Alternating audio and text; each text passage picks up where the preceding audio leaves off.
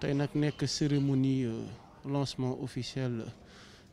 vaccin yi nga xamante ni moom moo war a jëm ci fagaru ci tawat wi nga xamante ni bi mu dugg seeg ci réew mi ba léegi indi na fii njàkkarek tiis mu di coronavirus. Abdoulaye Diouf Sarr moom moo war a jiite tey cérémonie bi ànd kook waa ministère bi ci teewaay taskatu xibaar yi. Donc bala ñoo tàmbali ñu dikk ak yéen ci ay briefing yoo xamante ni jëm na ci yile vaccin ndax Sénégal yàggul dara recevoir na 200 000 doses ci ay vaccin et tamit nu leen di fàttali ni Sinopharm vaccin Sinopharm la.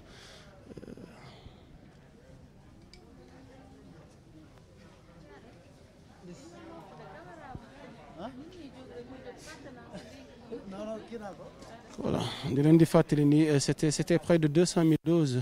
du laboratoire chinois Sinopharm qui sont arrivées à Dakar.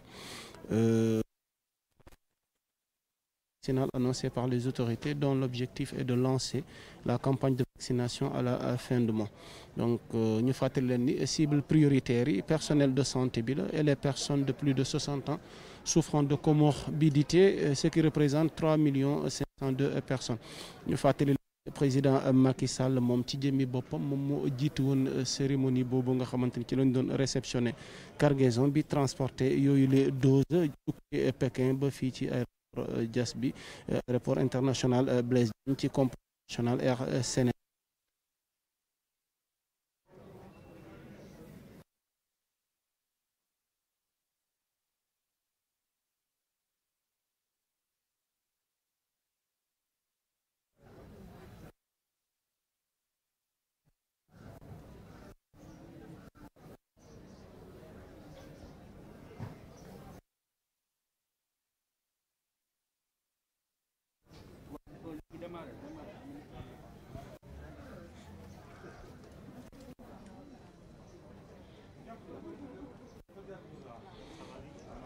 Voilà, Sénégal tamit au-delà de la réception de ces doses pour vacciner sa population def na tamit benn acte de solidarité. On va le rappeler que le Sénégal a offert 20 000 doses de vaccin Covid-19 à la Gambie et à la Guinée-Bissau en signe de solidarité avec ses voisins de l'Afrique de l'Est. Donc c'est dans le cadre d'un bon voisinage. Le président Macky Sall nga xamante ni bi mu jotee mercredi bi nu weesu lu toll ci 200 000 doses ci ay vaccin laboratoire chinois wax nañ ko sànq Sinopharm ñoom ñoo leen ko maanaam fàggul preuve de solidarité bi nag mi ngi jëm rek ci rataxal diggante ñetti réew yi Sénégal ak Gambie ak Sénégal ak Guinée-Bissau. Tey nag le Sénégal souhaite vacciner sa population. Ministre de la Santé Abdoulaye Diouf Sarr tey jii nga xamante ne moom mooy mardi cérémonie d'installation du comité de suivi et de contrôle des opérations de vaccination contre Covid bi mi ngi woo bépp sénégalais bépp doomu askan wi ngir ñu daal di vacciner te moom ci jëmmi boppam moom mooy jublu ci première dose de vaccin bi nga xamante ni nar na ko jël.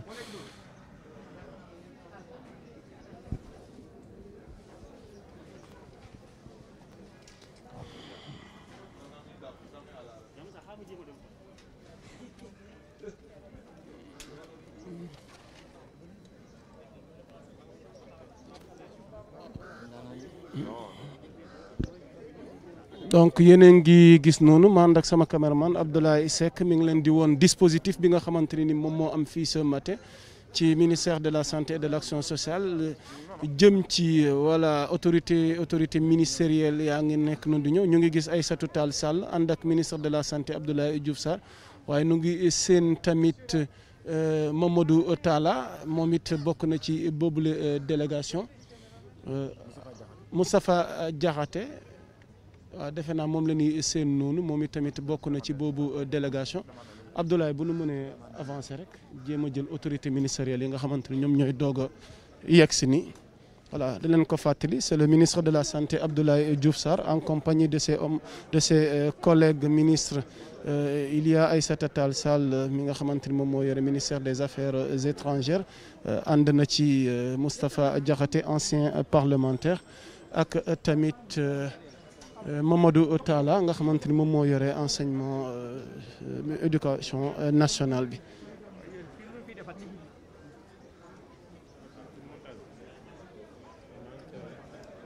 Voilà donc autorité yaa ngi noonu ñu ngi doog a yegg si yéen a ngi seen noonu ministre de la santé et de l'action sociale aujourd'hui mardi installation nous allons le rappeler c'est la cérémonie d'installation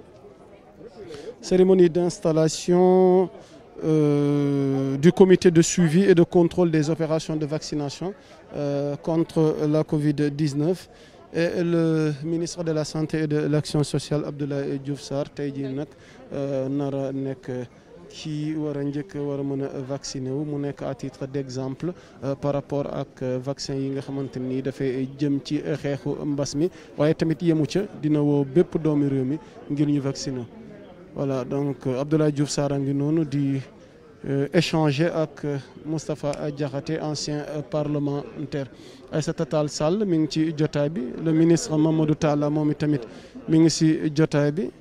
waaye tamit nu fàttali leen ni il y a une très forte présence d'autorités yi nga xamante ne ni c'est des ministres mais aussi ay kilifa aada ak cosaan yoo xamante ni teew nañ tamit ci jotaay bi jotaayu tey ji nag moom mooy doon cérémonie bi nga xamante ne ni comité bi jëm ci wàllu installation contrôle ci wàllu contrôle des opérations et de vaccination contre Covid bi tey jii nii la cérémonie d'installation bi.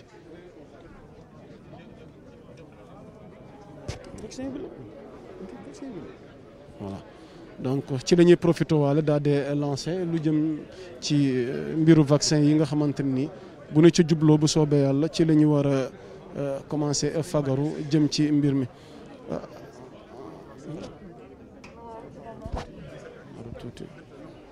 tuuti voilà Abdoulaye Diouf Sarr a ngi noon ngeen di seen Moustapha Diakhaté ngi noon ngeen di seen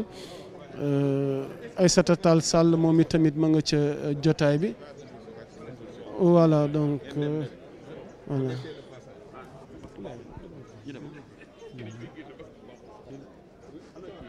Voilà sous peu ni ko protocole bi di fàttale Abdoulaye Diouf Sarr il va aller se faire vacciner léegi mu dem ñàkku waaye waxtu wi nu toll ni mi ngi ci biir bâche bi ànd ak ay naataangoo ministre am di Aïssata Tall Sall Mamadou Talla ràññee nañ ci tamit ancien parlementaire kii Diakhaté Moustapha Diakhaté waaye Souleymane Ndéné Ndiaye tamit ancien ministre moom i tamit mi ngi ci jotaay bi waaye gis nañ tamit troisième âge bi tamit ci bâche bi ñoom i tamit teew nañ ndax ma leen koy fàttali mbiru vaccin bi bokk na ci ñi nga xamante ni ñoom lañ gën a privilégié gën leen a ciblé ci mbiru vaccin yi personnel de santé ñu fàttali leen ni bokk na ci ñi nga xamante ni ñoom ils sont prioritaires waaye tamit les personnes âgées de plus de 60 ans te nga xamante ni dañuy am souffrance ci wàllu comorbidité ñoom i tamit nga xamante ni ñu ngi toll ci 7 millions xaaj 3 millions 500 ci ay doomu aadama ñoom i tamit bokk nañ ci ñi nga xamante ni moom lañ gën a privilégié ci bile vaccin président Macky Sall nag ñu fàttali leen ni moom mooy ki nga xamante ni moom moo demoon réceptionné ji yooyu les vaccins mu toll ci lu toll ci 200 000 doses de vaccin mercredi gi nu weesu tey nag di cérémonie d'installation bi waaye tamit ñu profité waale moo nekkaale cérémonie de lancement vaccin yi ni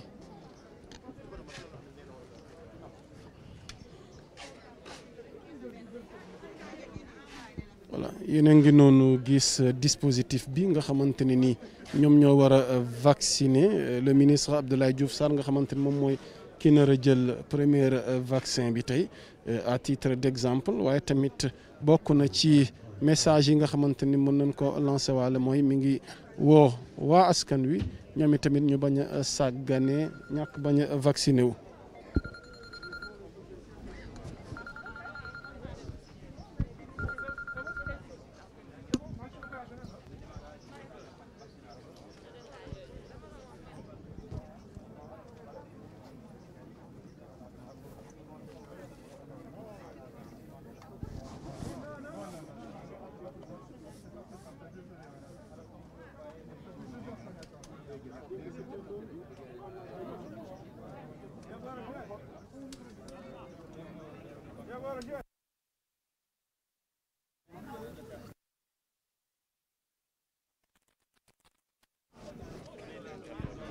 aujourd'hui mardi c'est le lancement de la campagne dans tout le Sénégal ñu leen koy fàttalil donc sànq tamit xaw a juum démb moo nekkoon installation bi waaye tey jii moom mooy cérémonie de lancement de campagne bi nga xamante ne ministre Abdoulaye Diouf Sarr moom mooy ki ko war a jiite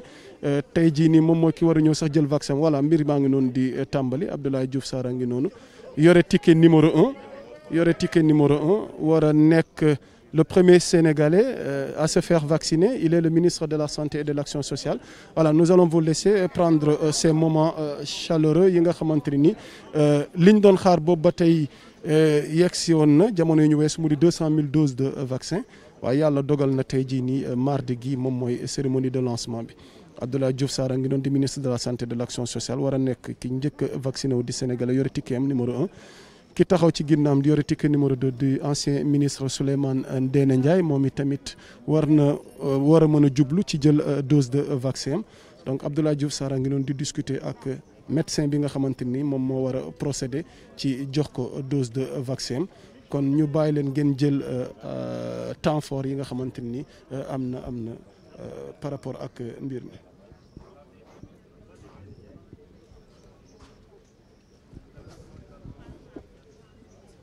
Voilà le ticket numéro 2 ki ko yore di ancien ministre Souleymane Ndéné Ndiaye defe naa kon bu Diouf Sarr jógee rek moom moo ci war a topp waaw Diouf Sarr war a nekk le premier sénégalais gi war a jot dose de vaccin ci xeex mbas mi nga xamante ni bi mu fi yegg seeg léegi li mu def ci ay musiba ak ay bari na lool yàlla dogal na fi mu ne nii am nañu vaccin ci laboratoire bi ñuy wax Sinopharm la jógee Pékin 200 000 doses de vaccin la ñu jot. tey nag di cérémonie de lancement campagne de vaccination bi démb nekkoon cérémonie d'installation kon fii ci kanam rek ñu war a mën a door vaccination bi ki koy njëkk a door di doomi réew mi di ministre di Abdoulaye Diouf Sarr moom mi war a jël première dose am.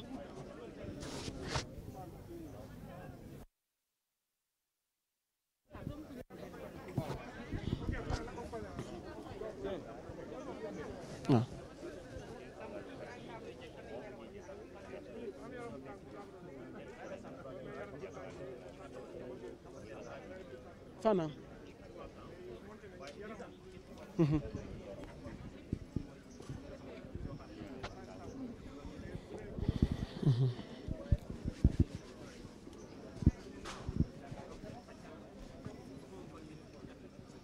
Ah, c'est méconnu. Le ministre de la Santé Abdoulaye Diouf Sarr se déshabille pour faciliter sa prise de dose de vaccin. Voilà procédure baa ngi noonu voilà teewlu leen étape bi ni muy demee yéen ñi ñuy suivre en direct sur votre site d'information générale Sénégo en direct sur YouTube et sur les autres plateformes le numéro 1 de l'actualité sur mobile di leen baaxee fi mu ne nii à temps réel li fi xew fii ci ministère de la santé et de l'action sociale ci cérémonie bii nga xamante ne tey la ñuy lancé campagne de vaccination bi voilà ministre Abdoulaye Diouf Sarr simmi na costume bi simmi na chemise bi léegi nag fi lekk tuuti rek mu jublu ci jël dose de vaccin voilà mi ngi noonu nag mi ngi noonu loxo càmmoñ bi defe na moom moo nar a recevoir première dose de vaccin ña daan wax ne ñoom nañu njëkk a joxe bon exemple defe naa lii ñuy gis nii tey dox na ci exemple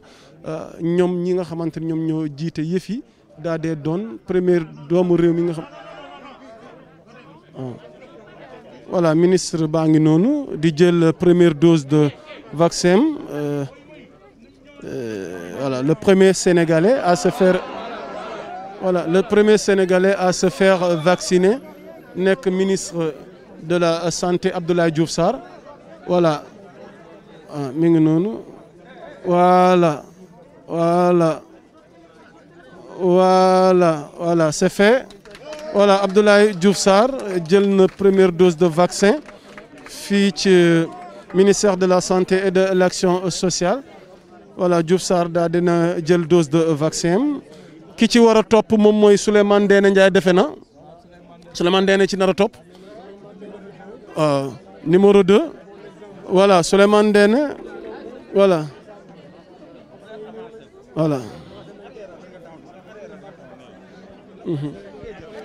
ñu fàttali ne 200 000 doses de vaccin la woon Sénégal ci mbaaxam may na Guinée-Bissau Gambie ku ne 20 000 doses waaye tey ci réew mi ñu bëree ngi doon wax ne ministre bi na joxe bon exemple waaye defe naa tey ñun ñëpp gisandoo nañ ko tey di cérémonie de lancement bi mu nekk premier sénégalais bi njëkk jot dose de vaccin donc mu di loo xam ne nag jar naa baax nu di ko fàttali ñi ñuy teewlu. mi ngi nii di wane ticket carnet de vaccination bi. wane na vacciné na wane na ko wane na ko. mooy njiit bu ñu la jiitalee da nga war a joxe bon exemple. te muy dëgg. lépp loo nekk rek da nga cee war a jiitu. waaw ñoo ko gisoon mais Souleymane Ndéné dafa mel dafa yàkkamti ah. waaw Souleymane Ndéné dafa mel dafa yàkkamti. ah. dafa yàkkamti. génne na 40 bi. ah. génne na 40 bi. ah. ñenn ñi ngi laaj ndax vaccin yi dafay saxal. ministre bi gàññiwul ba léegi dañuy waaw ministre bi. voilà ministre baa ngi noonu di recevoir ay applaudissements tukkee ci personnel. C'est au tour de l'ancien ministre Souleymane Ndéné Ndiaye qui va prendre sa part de dose du vaccin. El Malick nga ne ancien premier ministre Souleymane Ndéné Ndiaye moom mooy jël moom soxnaa koy vacciné defe naa de waaw xam na tamit li ñuy wax rek góor baax na jigéen baax na voilà donc moom mi ngi noonu ak ticket numéro 2 am voilà donc photographe bul yàq direct bi voilà waaw.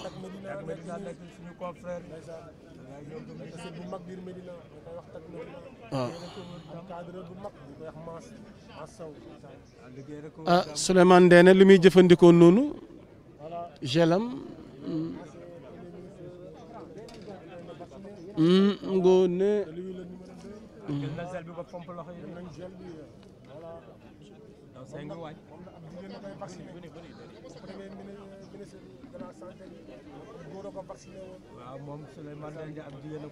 ancien premier ministre du Sénégal qui va se faire vacciner voilà soxna si génnee na dose bi defe naa seringue bi mi ngi koy piqué ci mbir mi voilà nu fàttali vaccin yi laboratoire Sinopharm la Sénégal ñoom la jëflanteel ci wàllu dose de vaccin 200 000 doses de vaccin moom lañ jotoon keroog mercredi gi nu weesu. Nous rappelons que vous êtes en direct sur Sénégo voilà l'ancien premier ministre Souleymane Ndéné Ndiaye mi ngi noonu voilà voilà.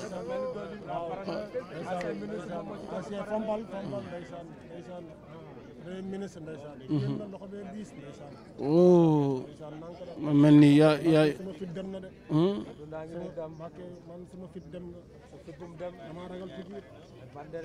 kan moo ci topp.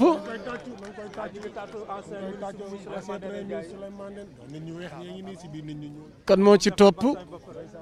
kan moo ci topp après le ministre Abdoulaye Diouf Sarr ancien ministre Souleymane Ndéné voilà Djibril War defe naa ñu jël ko réaction. en public et bëgg aussi joxe le message tey surtout que Diouf Sarr tamit sama rakk la su ma sañoon sama koy jiitu ci vaccin bi donc c'est pour toutes ces raisons donc ces qualités que je suis venu donc vraiment faire un devoir citoyen au-delà même vraiment de la préservation de notre santé wax nañu mbir mi tamit que lii dafa nekk loo xam ni ci wàllu citoyen la wàllu ndawu askan bi homme politique yi tamit dëkk ci gox-goxaan yi nekk suñu dëkk wan nit ñi ak askan bi ni amul dara loo xam ni maanaam duñ ci war a ragal la ci doole nag mooy Abdoulaye Diouf Sarr sama rakk la donc vraiment nekk koo xam ni yéen ñëpp gis ngeen taxawaayam ñu bokk lu yàgg te su ma sañoon sama ko njëkk a jàll avant sax muy jàll mais li ci mën a am solo rek mooy que yéen waa presse tamit amal nañ leen njukkal waaye gën tamit di sax ci li ngeen taxaw bépp kàddu boo xam ne day jéem a maanaam yàq xelu nit ñi tamit loolu yaakaar naa ne fi ñu toll actuellement état de guerre comme ni ñu koy waxee là je suis devant l'armée et tout ça donc vraiment que tous les discours quand même aillent vers la même direction l'incitation l'invite et également aussi la communication pour les intérêts de cette vaccination. mu nekkoon maître Djibril War moom nekk nit ki nga xamante ni moom la ñu njëkk voilà moment historique donc li ñu doon xaar boobu ba tey mujj na am di lancement de campagne sensibilisation bi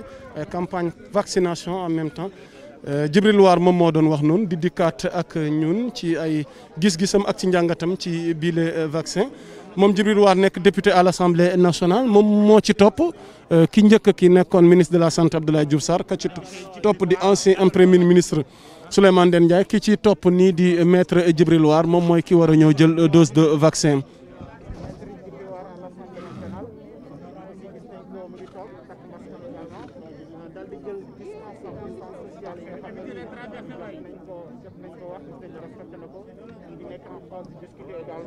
avec les agents de santé.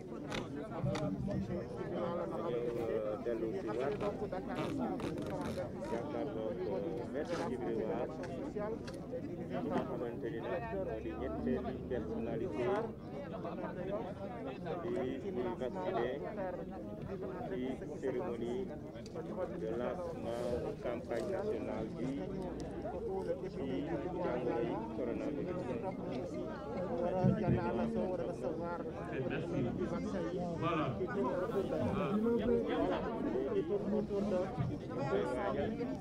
Le ministre de la Santé et de l'Action sociale.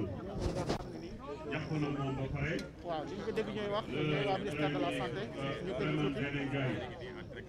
ñàkk na ba pare ñu ngi gis ni l'honorable député. waaw on signale que mi ngi taxaw. waaw maa ngi ci donc maître Djibril War moom mooy waa ji jël dose de vaccin am noonu tontu. arrière tuuti nii. mais gis nañ aussi le ministre des Affaires étrangères mi ngi taxaw moom it dend ak docteur Marie Khemesse Ngom Ndiaye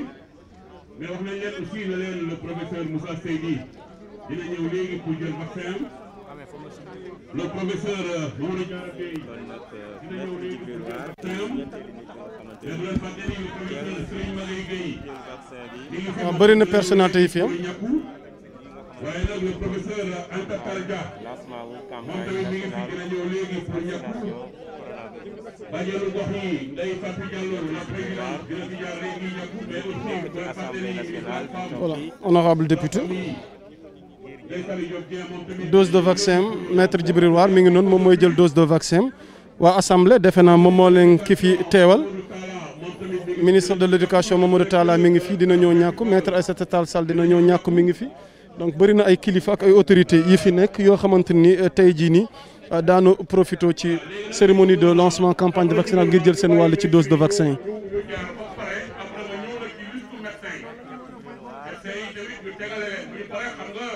le président des imams et oulémas imam Moustapha Gueye mi ngi toog moom tam di xaar pour ñàkku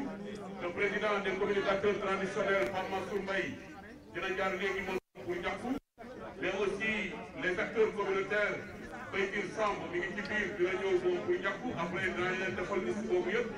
ngeen gis ces Sénégalais qui aujourd'hui voilà xam nga le maire de Tapé Fall suñu xarit Ousmane Ndoye mi ngi fii mais aussi Baydi Agne du patronat moom it mi ngi fii donc tey vraiment Sénégal ñoo ñëw tey pour wane le bon exemple pour ñun ñëpp le ministre des Affaires étrangères mi ngi noonu xam nga maître Aïssata Tall Sall mi ngi noonu ñëw voilà maître Aïssata Tall Sall moom mooy kii war a ñëw moom itam jël dose am nekk ki njëkk ci jigéen ji war a mën a jot wàllam ci dose de vaccin di ministre des Affaires étrangères boobu ba tey ñi daan vacciné wu ay góor lañu waaye tey jii ni ci wàllu soxna yi ci réew mi defe naa maître Aïssata Tall Sall mooy jigéen ji njëkk ci jël dose de vaccin ci xeex mbas mii nga xamante ni muy Covid 19 boobu ba tey bi mu dikkee ci réew mi doon na gàllankoor yoo xamante ni vraiment ñi ci faatu ñu leen di massa waale seen njaboot waaye tamit am nañu ci nga xam ne ñu ngi ci ay état grave ñoom tamit ñu ngi leen di massa waale waaye di profité waale de l'occasion tamit di ñaan ñi nga xamante ni yegg seegul ci ñoom yàlla bu nu yegg si ci ñoom waaye cérémonie de lancement bi tamit lépp jàll ci jàmm ndax tàmbali na tey jii mardi ñu ngi fii ci ministère de la santé et de l'action sociale ndax mot d'ordre bi mooy se vacciner se protéger pour sauver des vies et tamit il faut une lutte contre la Covid-19 mais pour cela nous devons adopter les gestes barrières. Donc, ministère de la santé et de l'action sociale le ministre Abdoulaye Diouf Sarr tey ak ay collègues am yu gouvernement bi kii toog mooy maître Aïssata Tall Sall maa ngi gis loolu Talla bu taxaw na le suñu yaay nag moom day Sali Diop Dieng mi ngi noonu moom dañ ci biir toog gis nañu ne aussi le patronat est là. kon le ministre Ndeye Saly Diop Dieng mi yore soxna yi moom dikk na. xam naa li nga daan figuraté dans la vie tey moom ko ci figure la mën na ñàkk pour montrer aussi au monde. ministre de la femme Ndeye Saly Diop Dieng moom mi ngi présente moom tamit ci jotaay bi defe naa moom it dina jël wàllam ci dose de vaccin yi. dinañu def xayma pour wan nag nit ñi ne leen ñoo fi départ la ñu fa lancé na ko léegi génne professeur Maguette Gueye nga xam ne moom tamit dina fi jaar léegi ak professeur Moussa Seydou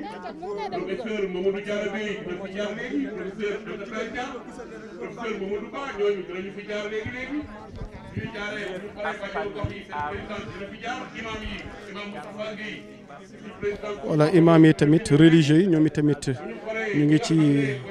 ngi ci langue bi ñoom tamit dinañ jàll jël seen wàll ci dose de vaccin parlementaires yi léegi rek gis ngeen maître Djibril Ouar honorable député ministre yi tamit gis ngeen ancien ministre Souleymane Ndéné Ndiaye waaye gis ngeen ki njëkk a jël première dose de vaccin du ministre bii di Abdoulaye Diouf Sarr jiite ministère de la santé et de l'action sociale.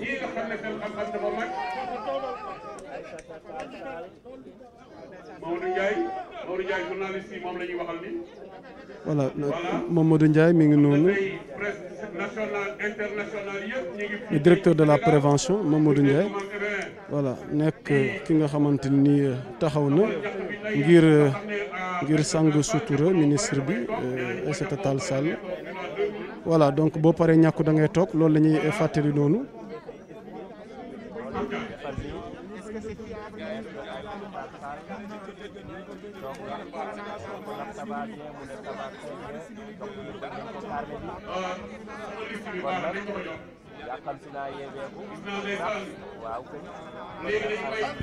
voilà ministre des affaires étrangères Aïssata Tall Sall moom noppi na ginnaaw bi mu jëlee dose de vaccin ki ci war a topp di ministre Mamadou Talla moom itamit moom moo ci war a tegu ci dose de vaccin bi nga xamante ni moom mi ngi ñëw jël si wàllam ministre de l'éducation nationale Mamadou Talla.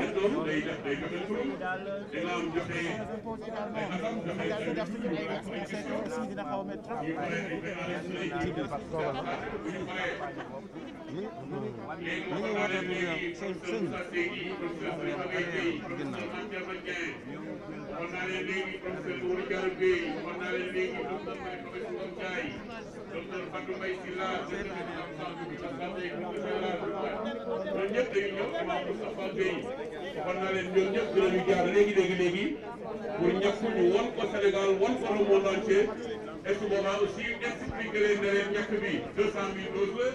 la expliqué leen ne leen ñàkk bi personnel de santé bi nekk en premier contact la ñuy ñàkk mais aussi dinañu ñàkkaale ay kilifa yoo xam ne dinañu wane au vieux du monde ne leen Moussa Seydi bii nga xam ne mooy régler maladies infectieuses dina ñëw toog ñàkku mais aussi dinañ leen wan ne professeur Diarra Bey le régulateur nga xam ne mooy yore santé nationale dina ñëw fii ñàkku mais aussi le professeur Serigne Maguette Gueye nga xam ne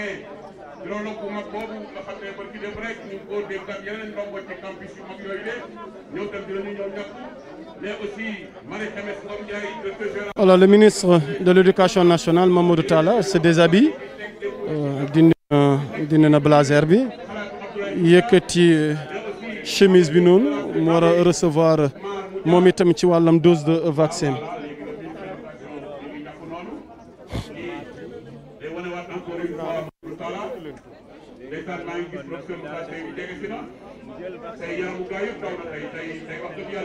li fi teew ci ay kilifa nag bëri na moo xam ci wàllu personnel de santé yi moo xam ci voilà Hadj Mansour président des communicateurs traditionnels moom teew na ci jotaay bi moom nag fi mu ne nii xaarandi bi xëy na ak âge gi mu am dina xaw a compliqué ba tax na ñu ngi yàkkamti ñu fexe daa dee jël moom mu ñëw jël wàllam ci dose de vaccin ngir ñu mën ko libérer ndax toogaay bi ak âge bi tamit dañuy bañ mu doon gàllankoor ci moom. Professeur Moussa Seydi infectiologue moom mi ngi fi voilà kon ñu bàyyi leen ngeen gis noonu ministre Mamadou Talla ministre de l'éducation nationale mu jël wàllam ci dose de vaccin bi.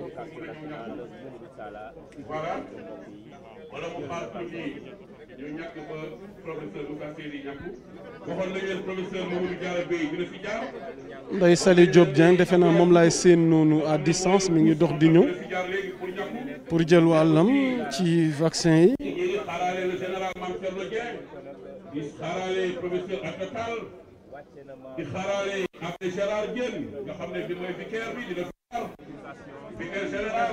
église bi tamit vicaire général bi mi ngi fi voilà église bi tamit def nañ seen teewaay religieux yi ni ma ko waxee sànq imam yi kenn desul ñoom ñëpp a ngi fi tamit daanaka voilà donc couche yi bëri yi nga xamante ni ñoom ñoo ŋànk dundin ak doxinu askan wi ñoom tamit ci seen teewaay nu ngi fi voilà Mamadou Talla noppi na Ndeye Saly voilà Ndeye Saly Diop Dieng ministre de la femme mi ngi noonu toog moom mooy ki war a jël moom wàllam ci dose de vaccin yi voilà.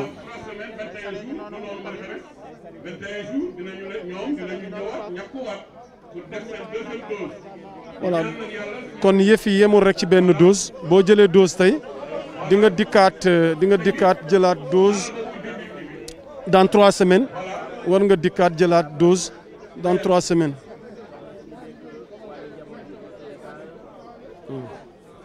Voilà. Donc je crois qu'aujourd'hui dafa mel ne dama gis fële ci ginnaaw général ndeysaan xoolal rek ndeysaan xoolal doomu Sénégal yu mag yi rek xoolal Moussa Seydi ndeysaan ak général Thierno Gueye xoolal ndeysaan professeur Maguette Gueye seen dendandoo bi système de santé sénégalais dama leen koy wax toujours nee naa leen tey jii am nañu loo xamante ni bii yàlla moo ko def ci nguuru Abdoulaye Diouf Sarr ci magistère mu dajale kàngam yu mag yi ñëpp ñu àndandoo ñu ñëpp tey jii ndeysaan ci ñekku pour wan waa Sénégal ne leen feebar bi dinañu xeex ak moom ba dem boîte vocale te dinañu xeex ak moom ba gagné ko xam nga yéen dama leen ne léegi suñu xarit ancien premier ministre Souleymane Ndéné Ndiaye jaar na fi waaye nag voilà mbokk yi voix boobu ngeen di dégg ci suuf nekk maître de cérémonie bi di dikkaat ci temps fort jotaay bi ci kilifa yi fi teew moom ngeen di dégg baatam noonu ñun ci sunu wàll ñu ngi wéyale rek di leen won noonu ministre Ndeye Saly mi nga xamante ne mooy ministre de la femme moom mi war a jublu ci jël dose de vaccin fileeg ci kanam tuuti rek. mais madame Bigué Ba présidente des sages-femmes association des sages-femmes du Sénégal dina fi jaar. association des sages-femmes du Sénégal ñu ngi koy fàttali des femmes médecins tamit ñu ngi koy fàttali. mais dañu wone docteur Issa bi nga xam ne ci vice présidente bi la bokk moom mooy ñëw ñàkku à la place de Sophie bu ñu paree professeur Louise Fortes moom tamit des maladies infectieuses dina fi jaar ñëw ñàkku mais aussi professeur Fatou Samba Ndiaye hématologie clinique Dalal Jàmm moom it dina fi ñëw ak nag seen xarit yéen journaliste yi Baye Amar Gueye nga xam ne moom mooy tey président des diabétiques. ah waaw kon Ndeye Saly Diop Dieng moom la ñuy ñëw ñàkk noonu Ndeye Saly Diop Dieng di ministre de la femme moom la ñu war a ñëw ñàkk moom Ndeye Saly Diop Dieng moom nekk ministre de la femme et de la famille moom mooy ñëw jël dose de vaccin.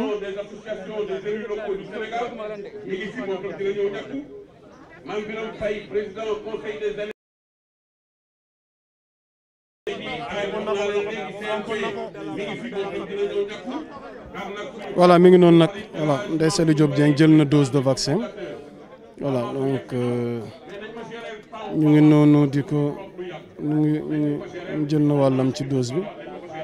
mais ñu fàttali leen dans 3 semaines nee nañ dans 21 jours war nañ dikkaat jëlaat beneen dose de vaccin ñoom ñi nga xamante ni ñoom ñoo vacciné wu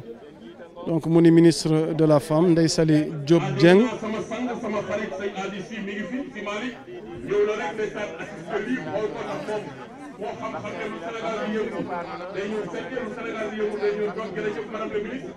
léegi nag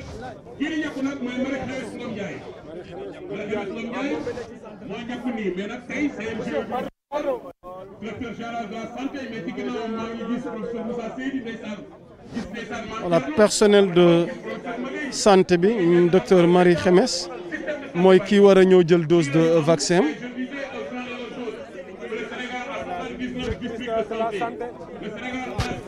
donc personnel de santé bi fi mu ne nii docteur Xemes moom mooy jël wàllam ci dose de vaccin bi bu ñu noppee ci docteur Xemes ñu war a jëm ak professeur Moussa Seydi après ñu jëlal leen ay réaction ci jotaay bi ci autorités yi nga xamante ne ni tey teew nañ fi ci ministère de la santé et de l'action sociale ci cérémonie de lancement campagne de vaccination bi ñu fàttali ki njëkk a joxe boppam ngir njëkk a jël dose de vaccin di ministre de la santé et de l'action sociale Abdoulaye Diouf Sarr.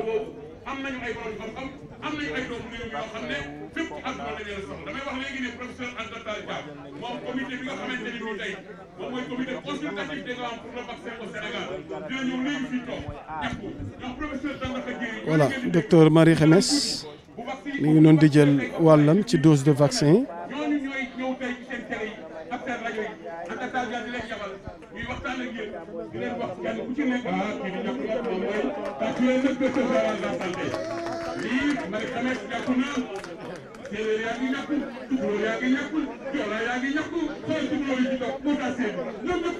Voilà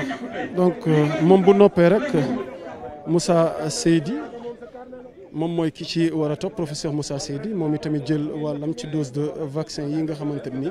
Sénégal réceptionné na ko ca mercredi gi nu weesu ci njiital président Macky Sall voilà professeur Moussa Seydi ngi doon toog nga xamante ni fan yi mi ngi doon fàttali importance gi jëm ci wàllu ñàkku ci wàllu vaccination.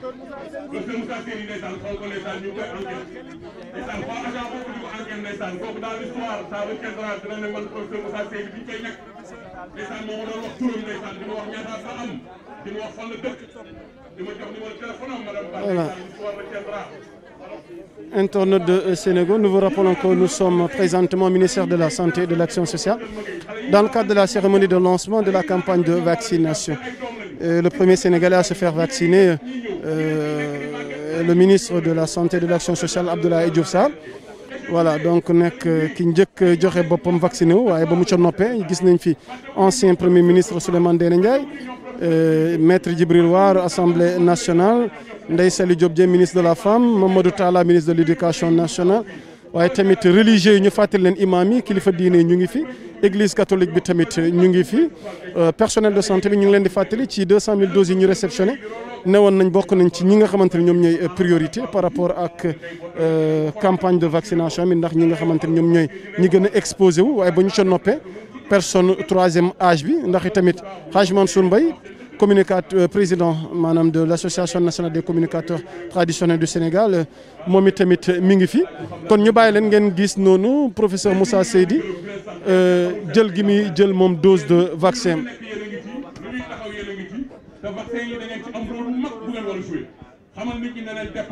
Se vacciner se protéger pour sauver deux vies defe naa mot d'ordre boobu tey moom leen fi fekk ci ministère de la santé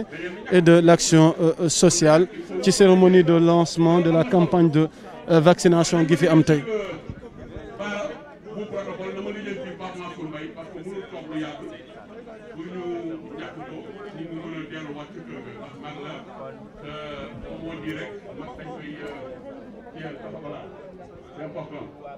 Voilà léegi nag aussi xam nga ministre Abdoulaye Diouf Sarr tey kàngam yu mag yëpp la dajale fii wax naa leen professeur Amadou Alpha Sall bu Institut Pasteur dina fi ñëw léegi ñàkku. Voilà donc professeur Moussa Seydi ñoom bokk ci personnel de santé bi bokk ci personnel de santé bi. ñoom ñooy ñi nga xamante ni ñoom ñooy njëkk a ñàkk noonu bu ñu mënee dem jëli ji ay réaction tuuti rek ci ay kilifa yi nga xamante ni teew nañ fi ci campagne de vaccination gi nga xamante ni defe naa lancé nañ ko fii au niveau du ministère de la santé et de l'action sociale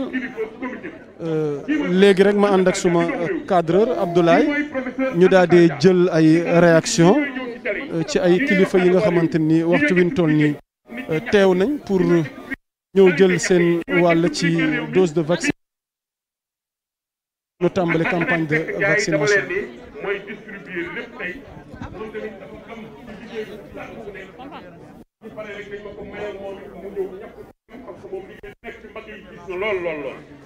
ndeysaan ñu ngi enquête professionnelle de santé ndeysaan day laaj ay bagages wax ko lay laaj ay questions yoo xam ne tontu ko ñu enregistré la soo xoree am na carte bu ñu lay jox jox la carte boo xamante ni bii ñu paree nag ba ñàkk yëpp pare nag ministre bi nag day bari nag waxtaan ak ñoom expliqué leen. Voilà, ñu ngi noonu di wéyale série de prise de dose yi personnel de santé bi léegi rek kenn ci ñoom di professeur Moussa Seydi moom moo doon jël wàllam ci dose de vaccin sànq ki njëkk a jël di docteur Xemes moom jël na wàllam ci dose de vaccin daanaka daal mboolem kuréel yi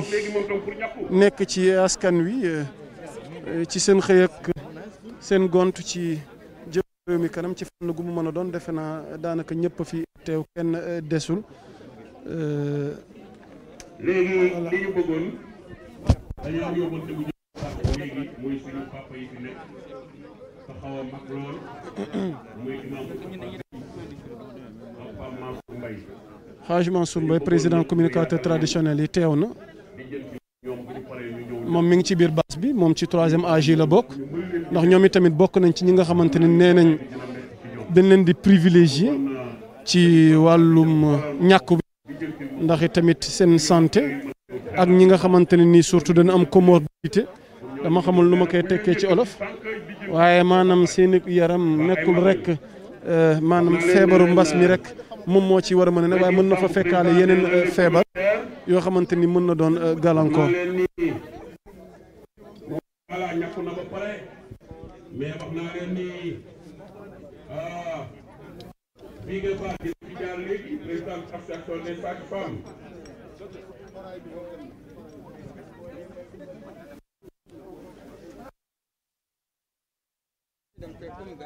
ndeysaan Adama Diouf a ngi nii moom kenn mooy président des élus mi ngi foofu Adama Diouf wax naa leen Ousmane Ndoye tam mi ngi fi président maire Pascal Tapé Colobane mi ngi fi mais professeur Fatou Samba Ndiaye service hématologie clinique Kalakiam mi ngi fi président association des diabétiques Baye Omar Gueye merci entièrement mooy toog noonu. voilà général Mame Thierno Dieng moom mooy toog noonu moom it jël wàllam ci dose de vaccin moom mi njëkk ci ñi ñuy woowee takku der.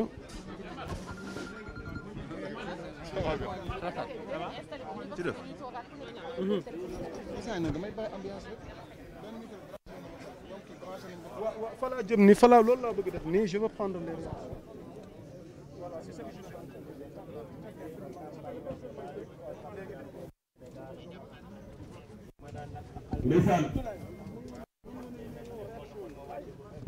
voilà donc supa ñu jëlal leen quelques réactions d'autorités yi nga xamante ni fekkee nañ lancement campagne de vaccination bi fii rek ci kanam rek ñu jublu ci en attendant général Mame Thierno Dieng moom ngeen di gis noonu muy jël dose de vaccin ci le ministre de la santé et de l'action sociale Abdoulaye Diouf Sarr wax naa leen le dispositif sanitaire du Sénégal wax naa leen le dispositif sanitaire du Sénégal nga xam ne système bu taxaw la ñu am système bu dëgër la ñu am te lu ñu mën ñu koy def pour que yëpp yi gën a leer ci bopp nit ñi daa leen aussi bu ngeen demee tey ba rencontré la mission catholique yi bu ngeen leen rencontré ba xam ñoom tam seen système sanitaire ñoom it dañu am ci biir système bi ñoom dañu ci am aussi presque une 60aine de postes de santé am ci un hôpital Saint-Jean-de-Dieu ba pare nag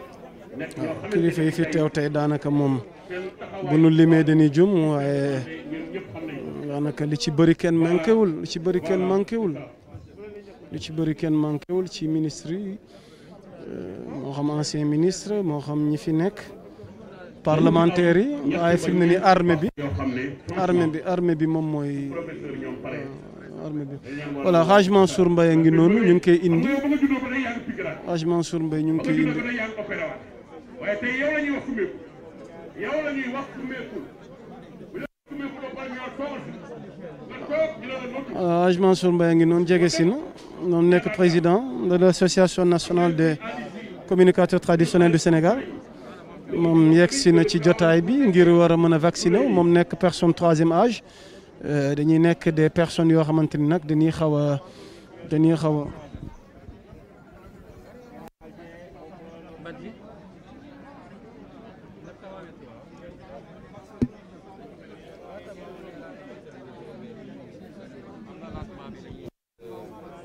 voilà général Mame Thierno Dieng moom noppi na ci jël dose de vaccin fii rek ci kanam ñu jublu ci Hadj Mansour Mbaye xamante ni moom mooy président de l'association nationale des communicateurs traditionnels du Sénégal. mbokk yi ñu fàttali leen limu dose yi nga xamante ni Sénégal jotagum na ko 200000 la waaye may nañ tamit 20000 doses ci sunu dëkkandoo yi di Guinée-Bissau ak Gambie. voilà ñu ngi noonu di voilà Hadj Mansour Mbaye président de l'association nationale des communicateurs traditionnels du Sénégal moom mooy jël dose de vaccin noonu waaw homme de culture yi tamit ñu jël seen wàll ci mbir mi armée bi ñëw na ministres yi ñëw nañu parlementaires yi ñëw nañu waaye tey art bi ak culture bi aada ak cosaan président de l'association nationale des communicateurs traditionnels du Sénégal Hadj Mansour Mbaye mi ngi noonu moom di jël wàllu dose de vaccin kon ñu bàyyi leen ngeen jël temps fort yooyu noonu.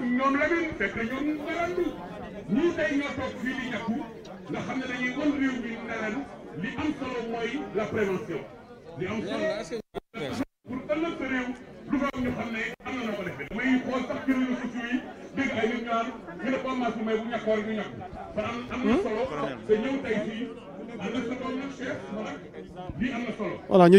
voilà Hadj Mansour Mbaye moom la ñuy bàyyi noonu mu daal di jël moom dose de vaccin du président de l'association nationale des communicateurs traditionnels du Sénégal moom it ci 3e âge yi la bokk ndax waxoon nañ ci ordre de priorité yi ñuy doxee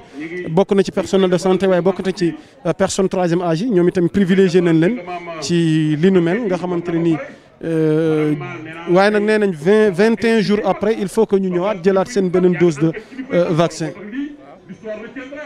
que yaa doon bind seen tur di bind seen at di bind seen adresse mais aussi Abdoulaye Diouf Sarr jiite bi ñun ñëpp dañu taxaw leen nañu kenn ku nekk ci yéen li nga war a def na nga ko def kenn ku nekk ci yéen li nga war a taxaw na nga ko taxaw mais nag aussi le secrétaire général du ministère de la santé le directeur de cabinet ànd ëpp équipe bi ñu ànd ñëpp docteur Mbaye ndeysaan moom it tey toogul taxawul mais Ndeye Maguette ndeysaan médecin chef de région de Dakar léegi fi comme que ci man la comme que fii la ñu tàmbalee fii lépp voilà ngoog moo tax ministre a eu discours il commence par les travailleurs il finit par les travailleurs et c'est cela en fait qui est important tout à l'heure je parlais du dispositif sanitaire du Sénégal. Hadj Mansour Mbaye ngi noonu di jël dose de vaccin le président de l'association nationale des communicateurs traditionnels du Sénégal li ni mel moom kéemaane na moom di personne 3e âge voilà mi ngoog dose bi dugg na. donc Hadj Mansour Mbaye président de l'association nationale des communicateurs traditionnels du Sénégal jël na dose de vaccin un moment historique avec l'applaudissement voilà du public.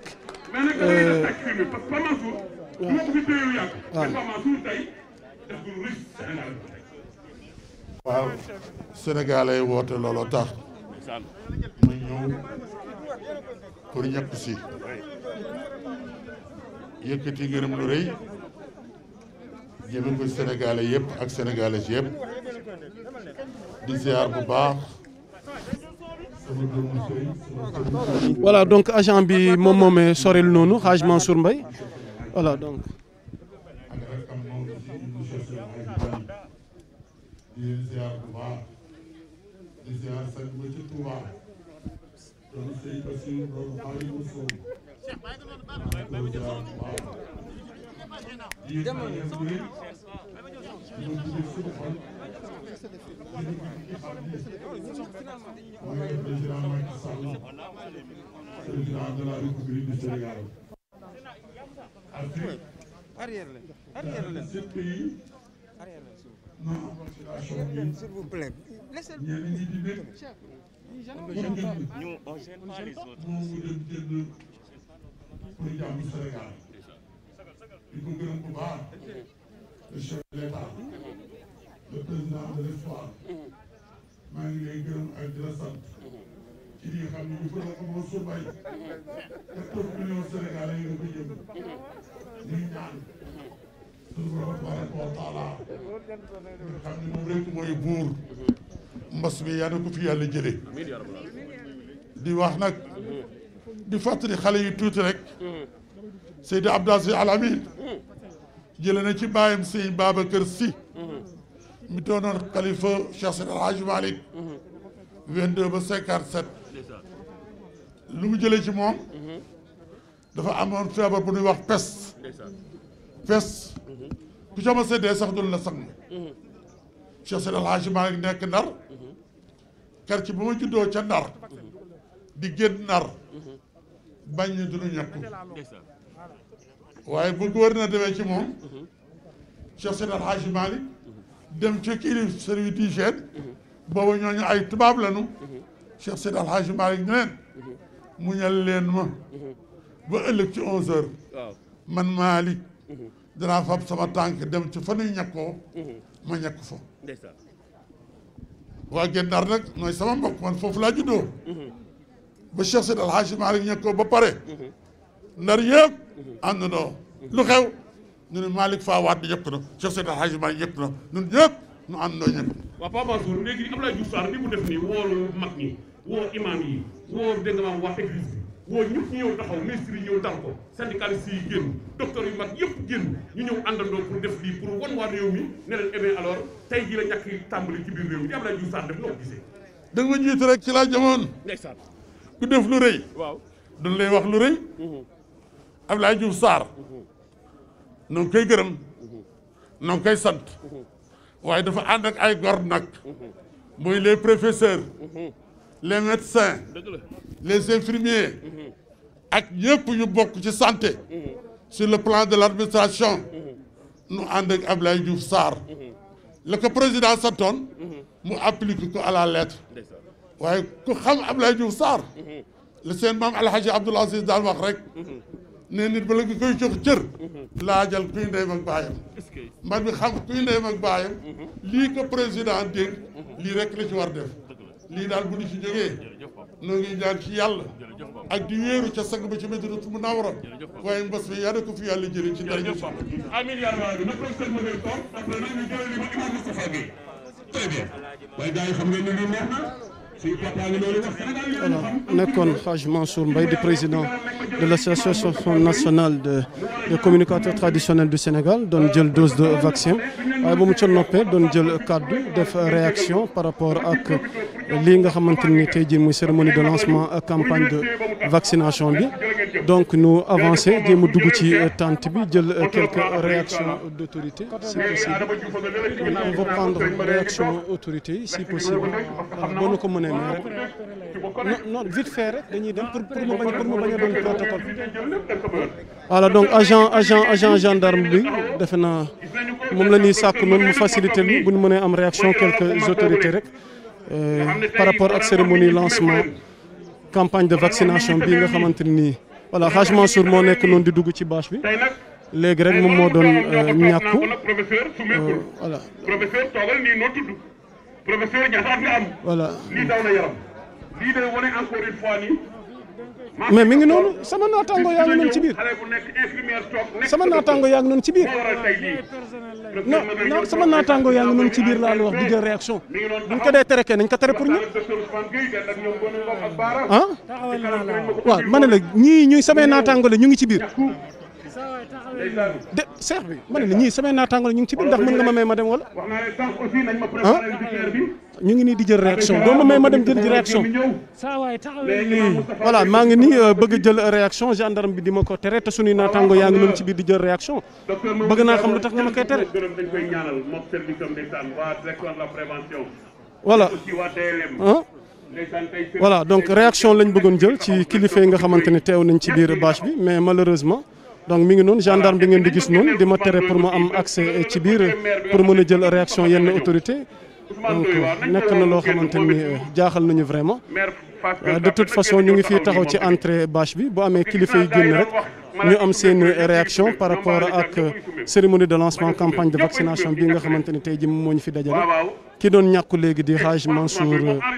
Mansour Mbaye nekk président de l'association nationale des communicateurs traditionnels du Sénégal moom moo doon jël dose de vaccin voilà ñu ngi nii fii présentement ci ministère de la santé et de l'action sociale voilà. waaw léegi ndeysaan xoolal professeur Maguette ndeysaan kii mooy Serigne Maguette Gueye kii mooy professeur bu mag boobu nga xam ne am na benn bis ndeysaan bi urologue yëpp tegee fii ñii ñëpp anglais lañ doon wax ma ne ah Maguette am na problème tey mais bi mu demee ba ne xawaaru yu ma ne jeex na mais daf ko dóor discours en anglais ma ne ko yëngu ma ko firi.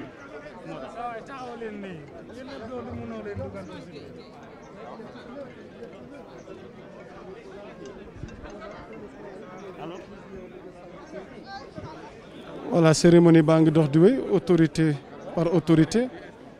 ma ministère bi waa armée bi moo xam ci personnel de santé bi tamit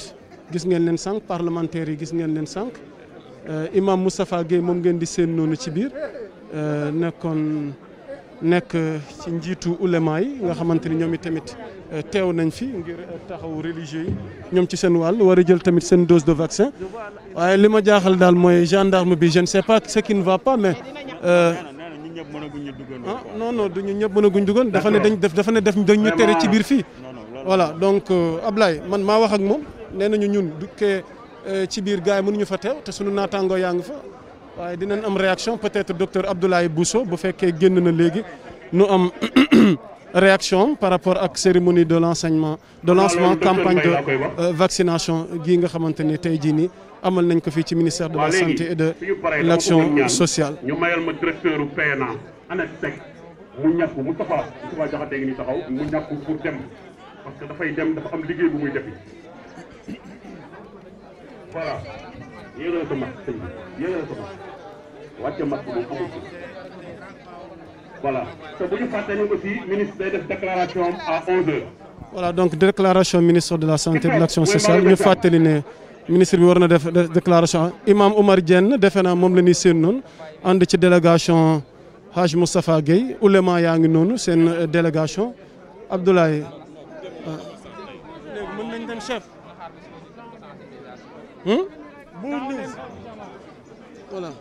voilà donc ba tey amaguñu accès ci biir bâche bi ngir mën a jël réaction yenn autorité nga xamante ni ñu ngi ci biir bâche bi voilà gendarme bi moom mooy filtré noonu di téye nit ñi nee na nañ taxaw fi waaye teewul ñu ngi leen di amal à chaud temps fort yi nga xamante ni am na fi pour le moment ni ñu leen di ñaan voilà Hadj Mansour moom mooy dem noonu Abdoulaye voilà xanaa mënuñ ko jël mu taxaw comme rek defoon na réaction sànq xëy na mën nañ jàpp loolu nga xamante ni doon na réaction am sànq bu weesoo loolu nu xool yan réaction lañ fi mën a am en attendant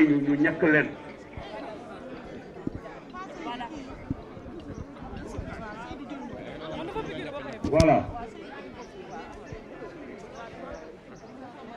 léegi non Pape Moustapha Gueye moom du dem ci kii Pape Moustapha Gueye fii lay ñàkkoo parce que Pape Moustapha Gueye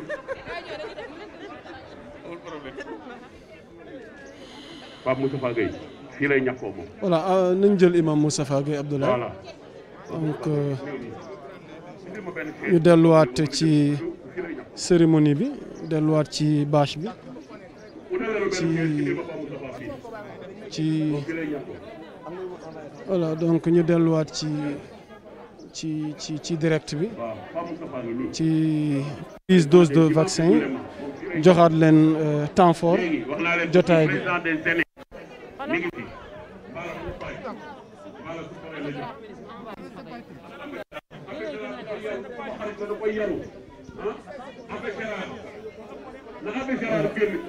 docteur Mamadou Ndiaye laa dendal ni nekk directeur de la prévention moom itamit ci agent yi féete ci ministère bi ñoom itam ñu ngi ci jotaay bi docteur boo nu ko mayee rek vous êtes en direct sur Sénégo ci tey jii di cérémonie lancement campagne de vaccination bi nu gis ci teewaayu daanaka kilifa yu bëri yéen ci seen wàll nekk département ministériel bi ki leen jiite njëkk a jël dose de vaccin di Abdoulaye Diouf Sarr alors docteur ndax mën nga dikkaat tey ci cérémonie de lancement de campagne bi tey lan lañ ci mën a jànge ak tamit yan recommandation lañ ci mën a jëmee ci seen wàll ngir askan wi leen di teewlu ngir lu jëm ci cérémonie ci campagne de vaccination bi. di leen sant di leen gërëm di sant sénégalais yëpp di leen gërëm di leen jaajëfal tey bés bu rëy la bés bu rëy la parce que mooy bés bi nga xam ne vaccination mooy ñàkk dafa dugg ci Sénégal mu ñëwee nag fexe nañu ba ci xarañte son excellence le président de la République ak ministre de la santé ñàkk yi commencé na dugg Sénégal li ñëw nag tey dañ koy tàmbale rek jagleel ko agent de santé yi agent de santé de première ligne mooy ñi nga xam ne ñooy féete ci malade yi parce que ñooñu dañuy faral di di jànkonte ak malade yi. ñooy ordre de priorité la daal. ordre de priorité ñëpp dinañ. ordre bi nan lay demee. ñëpp ci la ñu bokk. ñëpp dinañ bokk mais dañu ne nañu may agent de santé yi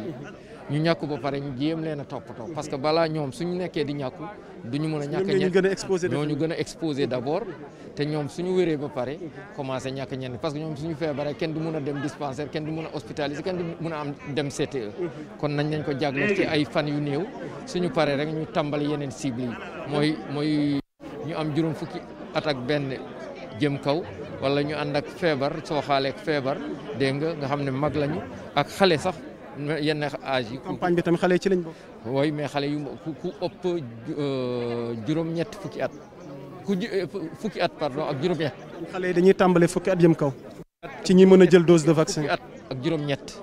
18 ans fukki at ak juróom-ñett jëm kaw la ñuy commencé su fekkee nag ñoom dañoo ànd ak soo xaale yeneen feebar. docteur ndax boo jëlee vaccin tey jii ne noppi na wala. déedéet soo ko jëlee tey da nga koy tollanti su motee ñetti semaine maanaam weer bu manqué semaine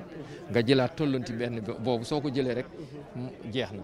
tey lan mooy message bi nga xamante ni ci seen wàll ndax bés bu ne nu miin sa jëmm ji ci fàttali askan wi geste barrière yi waaye tey ñuy campagne de vaccination tey lan mooy message bi.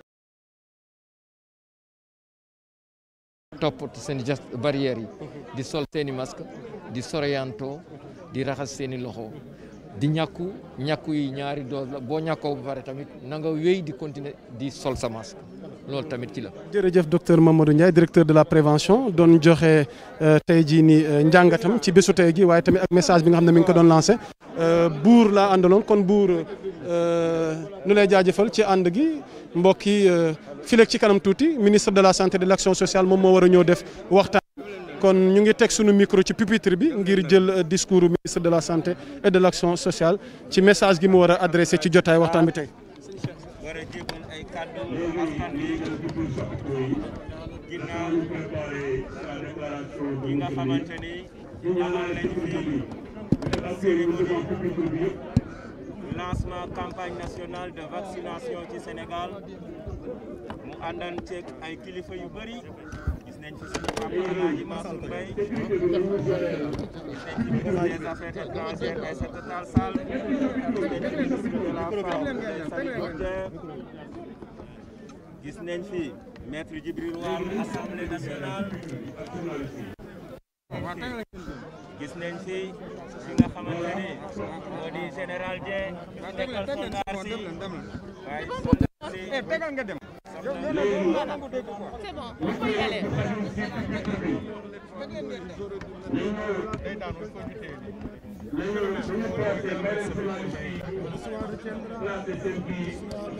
C'est bon pour tout le monde. C'est bon, ok. D'accord. Tout ça. moo demaat tuuti parce que newul ci centre bi. newul ci centre bi. non xoolal. newul ci centre bi. baax na. ça xam nga fii ku nekk da ngay dugg sa micro tuuti.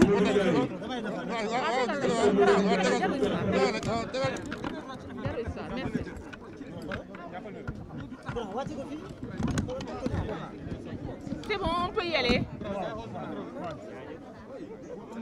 xoolal bàyyi kenn defal micro bi Adama wala Tafa xoolal waaw Tafa defal micro bi. non bàyyi leen micro yi bàyyi leen rek bàyyi leen ñoom micro rek. xaaral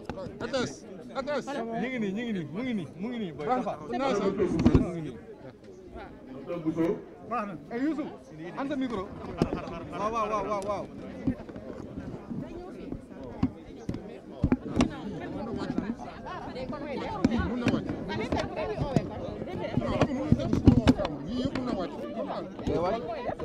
ku amul pied table day wàcc ku amul pied table day wàcc ku amul pied table day wàcc ah ku amul pied table day wàcc ah ku amul pied table day wàcc kër. Diagne dina leen ma si alcool waaye ku amul pied table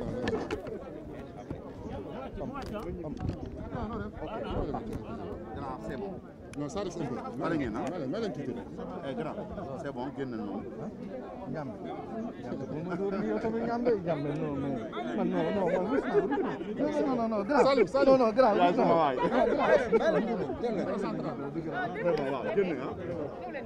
Voilà léegi dañu may tuuti rek sécurité bi évacué ñu fii ñu mën a placer ñu ngay sëgg.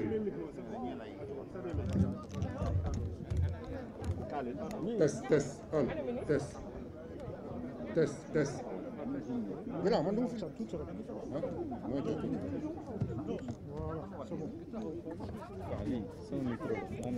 Merci ça xoolal micro yi du tegu ci kaw baax na xoolal. moom bi dañ ko génne. waaw moom pied bi nga dugal ci micro bi moom moo ko def. ah moom pied bi nga dugal ci micro bi moom moo ko def.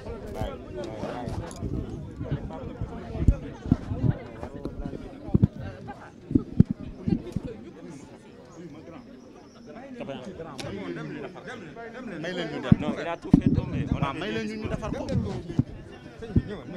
Grand may leen ñu defar ko. non demal dinañ ko defar demal génn leen bàyyi leen. Grand jàppale ñu rek jàppale ñu. waaw c'est bon waaw. c'est bon bàyyi l'affaire demal. bàyyi l'affaire.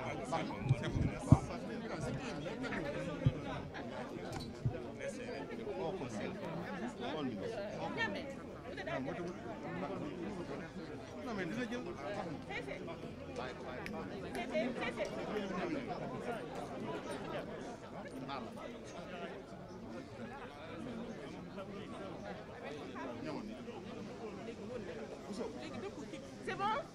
C'est bon, oui.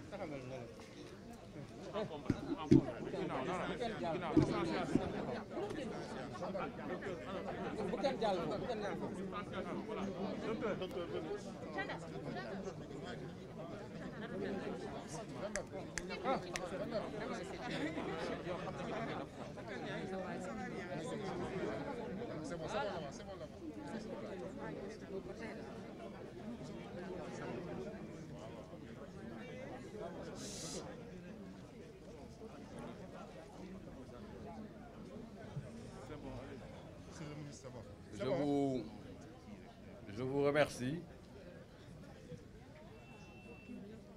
J'aimerais effectivement aujourd'hui,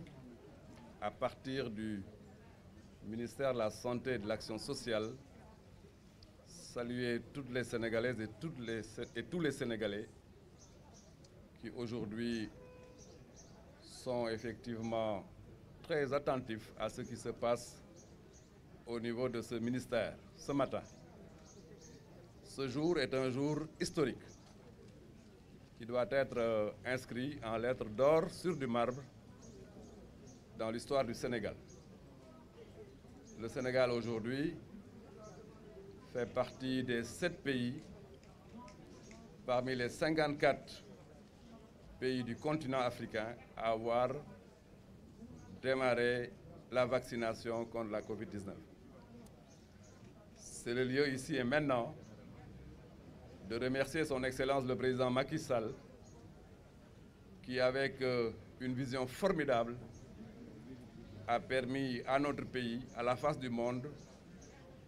d'être tout à fait fiers. Nous pouvions, comme beaucoup de pays, attendre l'initiative COVAX pour recevoir. Sa vision et son ambition pour notre pays lui a dicté cette clairvoyance. Il faut démarrer maintenant avec les ressources nationales dans le cadre d'une initiative propre, ce qui nous a permis d'acquérir 200 000 doses de Sinopharm. Aujourd'hui, nous démarrons la vaccination au Sénégal. Vous avez vu avec nous le panel important de sommités, de leaders d'opinion et de personnes qui sont dans le cadre des critères que nous avons établis, éligibles, à savoir des personnels de santé de première ligne, à savoir des personnes vivant avec des comorbidités, mais aussi des personnes ayant plus de 60 ans. Voilà les critères qui nous ont permis de déterminer la cible prioritaire. Autre élément essentiel dans la vision du chef de l'État, c'est de nous demander de respecter fondamentalement deux principes, l'équité et la transparence. C'est le principe d'équité qui nous a permis aujourd'hui d'être présents dans les 14 régions du Sénégal. Et c'est le lieu de féliciter, de remercier les gouverneurs, les médecins-chefs de région et les médecins-chefs de district qui, au niveau territorial, sont en train de mettre en œuvre notre stratégie de vaccination. Transparence, important, parce qu'il faut absolument respecter la cible prioritaire. C'est pourquoi une commission nationale de suivi et de contrôle de la vaccination a été mise en place ici au ministère de la Santé, mais au niveau territorial, les gouverneurs prendront toutes les dispositions pour être en phase avec le principe de transparence. Le chef de l'État, dans sa très grande générosité, mais un africaniste convaincu, a estimé très important de faire jouer la solidarité. C'est pourquoi 10% de notre lot de 200 000 a été mis à la disposition de la Gambie et de la Guinée-Bissau. Solidarité, oui, parce que nous sommes dans un environnement où nos pays sont interdépendants et liés par la géographie et l'histoire. C'est le lieu, effectivement, de s'en réjouir. Il est important de poursuivre la lutte. Poursuivre la lutte, c'est de retenir que la vaccination est une chose, mais la poursuite du respect des mesures barrières est une chose fondamentale. Il faut absolument que le port de masque soit systématique, qu'on lave les mains de manière très récurrente, mais aussi il faut absolument respecter la distanciation physique et éviter les regroupements.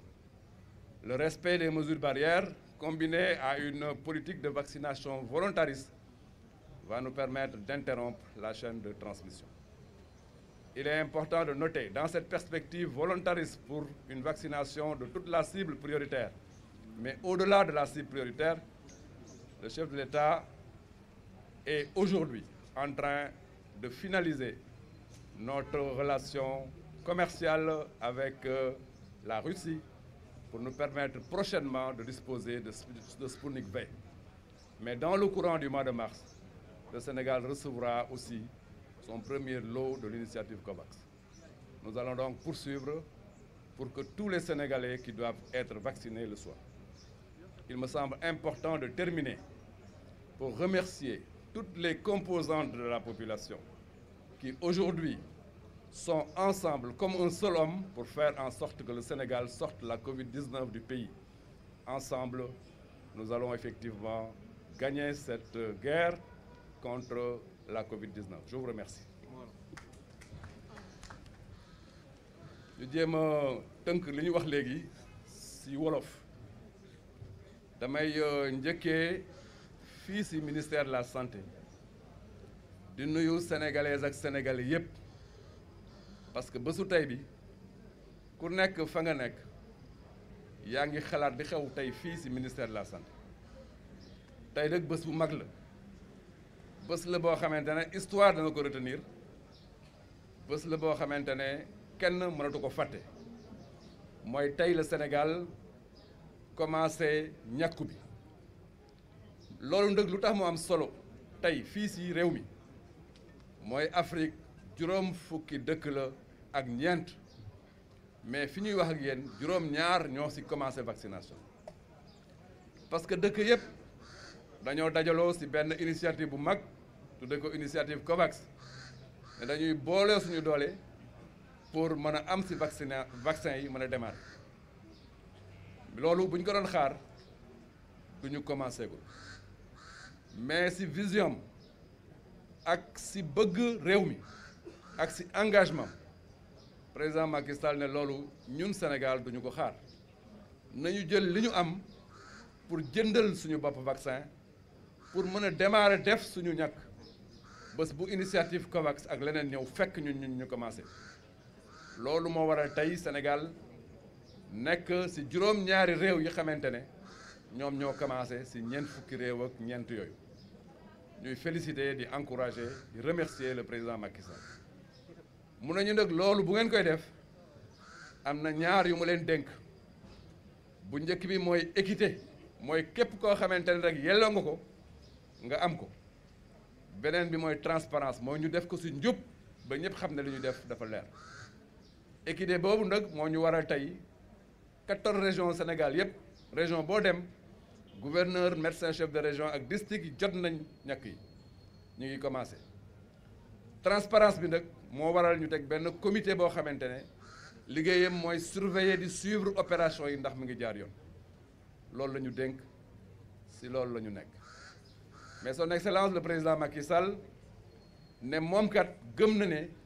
Gambie ak Guinée-Bissau ak Sénégal ay doomu ndey lañ mënul commencer 200 000 doses fii si Sénégal bàyyi ñooñu démarré guñ loolu mooy solidarité mun nañu jël 10% si lii ñu am pour dëkk bu nekk ñu jox la 10 000 doses 10 000 doses Gambie 10 000 doses Guinée-Bissau muy loo xamante ne lu ñu rafetlu la parce que loolu mooy solidarité loolu mooy Union africaine loolu mooy aussi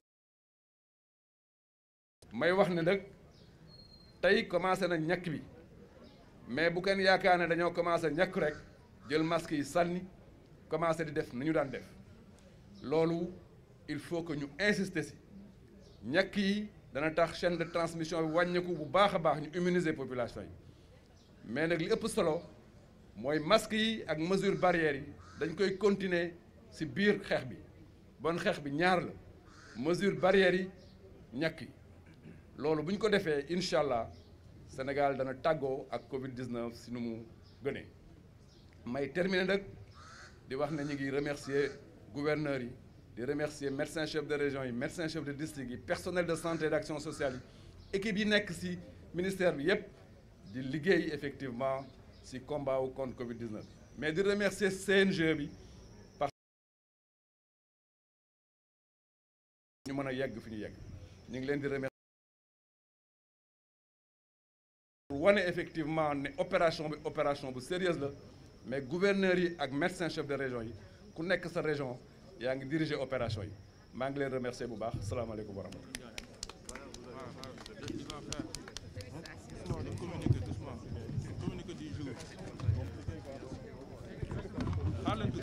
Il fera le communiqué du jour.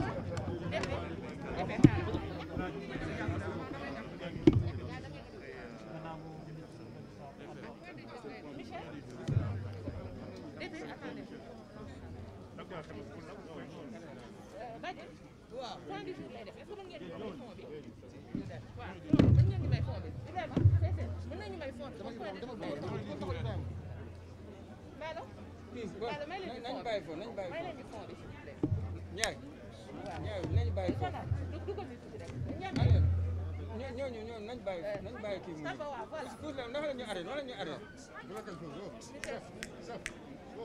bu kenn jàll bu kenn jàll foofu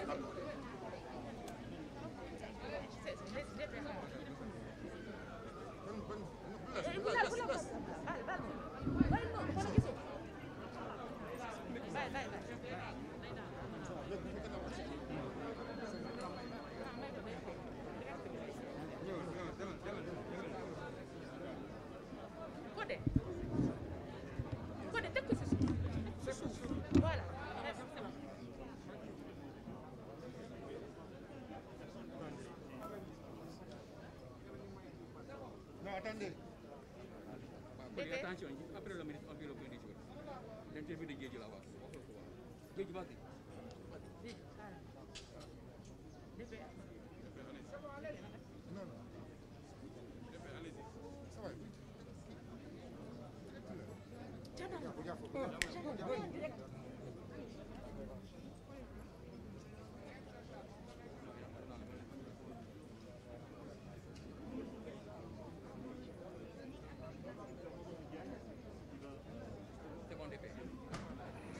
Bonjour. Je m'en vais vous faire la lecture du communiqué numéro 359 du ministère de la Santé et de l'Action sociale de ce mardi 23 février 2021. Le ministère de la Santé et de l'Action sociale a reçu les résultats des examens virologiques ci-après. Sur 1633 tests réalisés, 143 sont revenus positifs, soit un taux de positivité de 8,75%. Les cas positifs sont répartis comme suit. Nous avons eu 49 cas contacts suivis par nos services. Aucun cas importé n'a été enregistré au niveau de nos différentes portes d'entrée, aériennes, maritimes et terrestres, et 49 cas issus de la transmission communautaire ont été répertoriés et répartis comme suit. Dans la région de Dakar, nous avons eu 51 cas, dont 10 à Dakar Plateau, 6 à Ouakam, 4 à Fass, 3 à Liberté 6, Mariste et Rufisque, 2 aux HLM Grand Yoff, Zac Mbao et Amitié 2, 1 à Médina, Colobane, Gibraltar, Fann Résidence, Ouagouñaay, Yarakh, Point E, Almadies, Sacré-Cœur, Liberté 1, Cité d'Amel, Keur Massar, Liberté 5, Liberté 3, Pikine et Yeumbeul. Dans les autres régions, nous avons eu 43 cas communautaires répartis de la manière suivante. 7 dans la commune de Thiès, 6 à Kaolack, 5 à Kolda, 4 à Louga et à Sédhiou, 2 à Foundiougne, Kédougou, Keur Momar Sarr, Passy et Touba, 1 à Bignona, Darou Mousti, Khombol, Mbour, Ndofane, Saint-Louis et Vélingara. 266 patients hospitalisés ont été contrôlés et suivis, ont été contrôlés négatifs et donc sortiront des hôpitaux ou des structures de surveillance à partir d'aujourd'hui. 52 cas graves sont pris en charge dans nos services de réanimation. 18 décès ont été enregistrés ce lundi 22 février 2021. L'état de santé des autres patients hospitalisés est jugé stable. À ce jour, 33 242 cas ont été déclarés positifs, dont 27 694 guéris, 832 décédés et donc 4 715 patients sous traitement. Le ministère de la Santé et de l'Action sociale présente ses condoléances aux familles éplorées et souhaite un prompt rétablissement aux patients encore retenus dans nos services et à ceux qui sont également suivis dans les domiciles. Le ministère de la Santé et de l'Action sociale exhorte les populations au respect strict des mesures de prévention individuelle et collective tout en leur faisant les recommandations du jour. Notamment, prenez soin de vous, de vos proches et de la communauté et veillez sur les conseils de ce matin, axés autour du port correct de masques, bien ajustés couvrant la bouche et le nez, le lavage fréquent et régulier des mains à l'eau et au savon ou l'usage de gel de qualité pour la désinfection de vos mains, le recours précoce aux structures de soins ou s'adresser au personnel de santé qualifié dès que vous vous sentez malade. Enfin, les personnes ciblées comme étant prioritaires doivent se rapprocher des services de vaccination afin de pouvoir accéder au vaccin conformément au calendrier établi. Je vous remercie de votre attention. Assalamu alaikum mbokk yi, ma jottali leen communiqué bi bàyyeekoo ministère de la santé et de l'action sociale tey bésu talaata ñaar fukki fan ak ñett ci weeru février mi nekk. Ministère de la santé et de l'action sociale jot na résultat examen virologique yi may waaj a lim ci junni ak juróom benn téeméer ak fanweer ak ñetti test yi ñu def téeméer ak ñeent fukk ak ñett ñoo ci positif yooyu am nañ ci ñeent fukk ak juróom-ñeent cas contact mooy ñi jot ci mbas mi fekk dañoo jaxasoo woon ak ñu yore doomu jàngoro ji. Amuñ ci benn cas importé mooy maanaam ki jóge bitim réew waaye am nañ ci juróom-ñeent fukk ak ñeent ñi nga xam ne ñoom lañ tuddee cas communautaire ñooñu nag seen lim ni la tëddee ci Ndakaaru ak li ko wër am nañ ci juróom fukk ak benn ñi nga xam ne nii la nekkee ci gox yi fukk ci Dakar Plateau juróom benn ci Ouakam ñeent ci Fass ñett ci Liberté 6 Mariste ak Rufisque ñaar ci HLM Grand Yoff Zac Mbao ak Amitié 2 benn ci Médina Colobane Gibraltar Fann Résidence Ouagouñaay Yaraax Point E Almadies Sacré-Cœur Liberté 1 Cité d'Amel Keur Massar Liberté 5 Liberté 3 Pikine ak Yeumbeul ci yeneen région yi am nañ ci ñeent fukk ak ñett te lim bi ni la tëddee juróom-ñaar ci Thiès juróom-benn ci Kaolack juróom ci Kolda ñeent ci Louga ak Sédhiou ñaar ci Foundiougne ci Kédougou Kër Massar Passy ak Touba benn ci Bignona Darou Mousti Khombol Mbour Ndofane Saint-Louis ak Vélingara ñaar téeméer ak juróom-benn fukk ak juróom-benn si malade yi ñu entré woon hôpital ak ñu toppoon ci biir kër yi wér nañu bés ni ki tey dinañu génn bu si yàlla àndee juróom fukk ak ñaari malade ñoo nekk réanimation fukk ak juróom-ñetti malade ñoo ñàkk seen bakkan bu su démb altine ñaar fukki fan ak ñaar ci weeru février mi ñu nekk ñeneen ñi des hôpital ak ñi topp ci biir kër yi ñu ngi am tan ci bésu tey dalee ko ci kaa bu njëkk ba Sénégal wëññi na fanweeri junni ak ñett ak ñaar téeméer ak ñeent fukk ak ñaar ci ñi nga xam ne jot nañ ci doomu jàngoro ji ci ñooñu ñaar fukki junni ak juróom-ñaar ak juróom-benn téeméer ak juróom-ñeent fukk ak ñeent wér nañ si juróom-ñett téeméer ak fanweer ak ñaar ñàkk seen bakkan mu des ñeenti junni ak juróom-ñaar téeméer ak fukk ak juróom si lalu hôpital yi ak malade yi nga xam ne ñu ngi leen topp ci biir kër yi. ministère de la santé et de l'action sociale mu ngi ñaanal ñooñu génn àdduna yàlla xari leen àjjana di ñaanal ñooñu des hôpital ak ñi nga xam ne ñu ngi leen topp ci biir kër yi yàlla may leen tan ba ñu génn ak jàmm. ministère de la santé et de l'action sociale mu ngi woo askan wi ñu gën a sàmmonte ak digle yi muy joxe bés bu nekk di leen wax na ngeen aar seen bopp aar seen njaboot aarale askan bi di bàyyi xel ci mbir yi di sol seeni masque ni mu waree masque dafa war a muur gémmiñ ak bakkan di raxas seeni loxo saa su nekk ak ndox ak saabu wala di jëfandikoo gel yu ànd ak qualité te nga xam ne di teel a dem dispensaire wala hôpital bi leen gën a jege wala di jokkoo ak seeni docteur saa bu ngeen nemmee ko yaram bi dafa xaw suta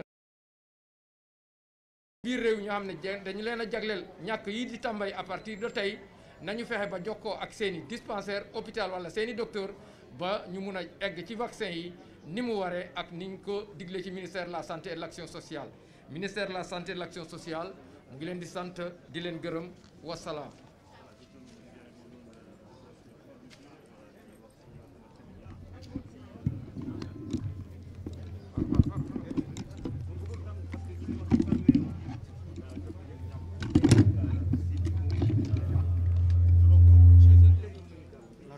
génne nga micro voilà micro bi nga soxla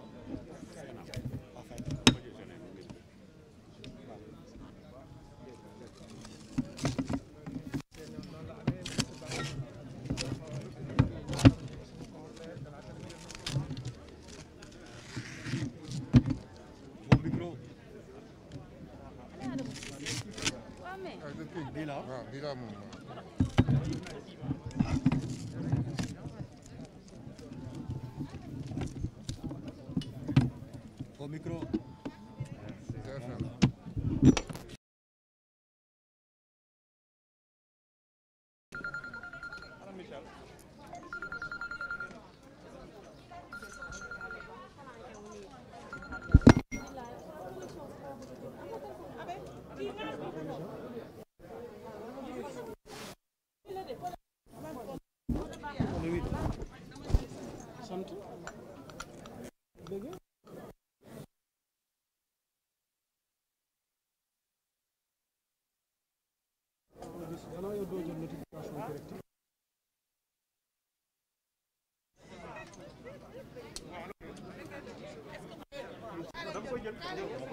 ah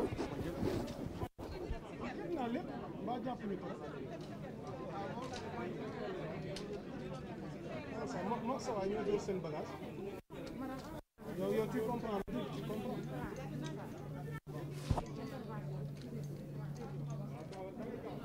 Déggoo li ma la wax, yow taxaw ma jël waa église.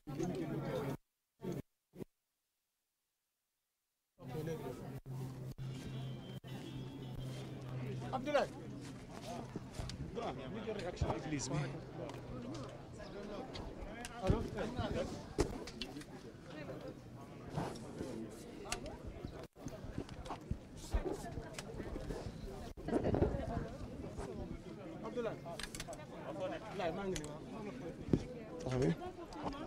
Juste 30 secondes. 30 secondes rek sama carte bi.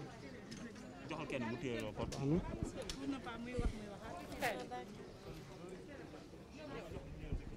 baax na ni wax si c'est bon.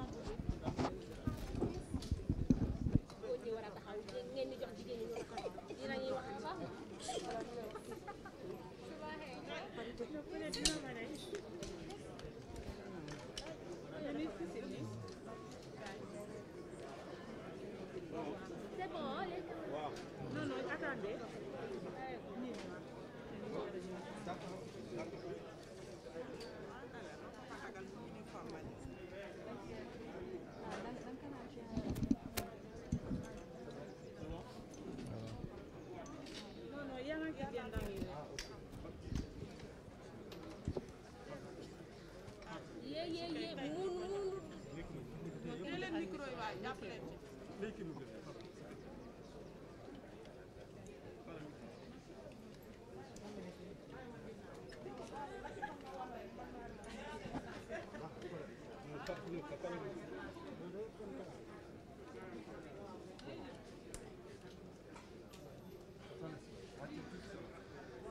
C'est bon. Si c'est ok, vous dites. C'est bon.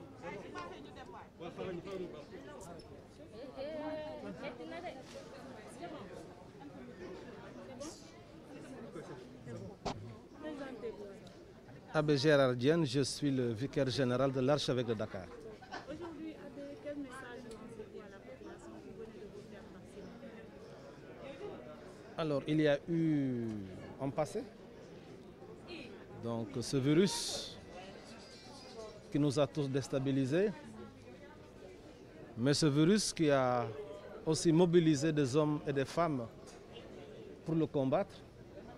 Je voudrais tout d'abord avoir un sentiment de gratitude pour toutes ces femmes,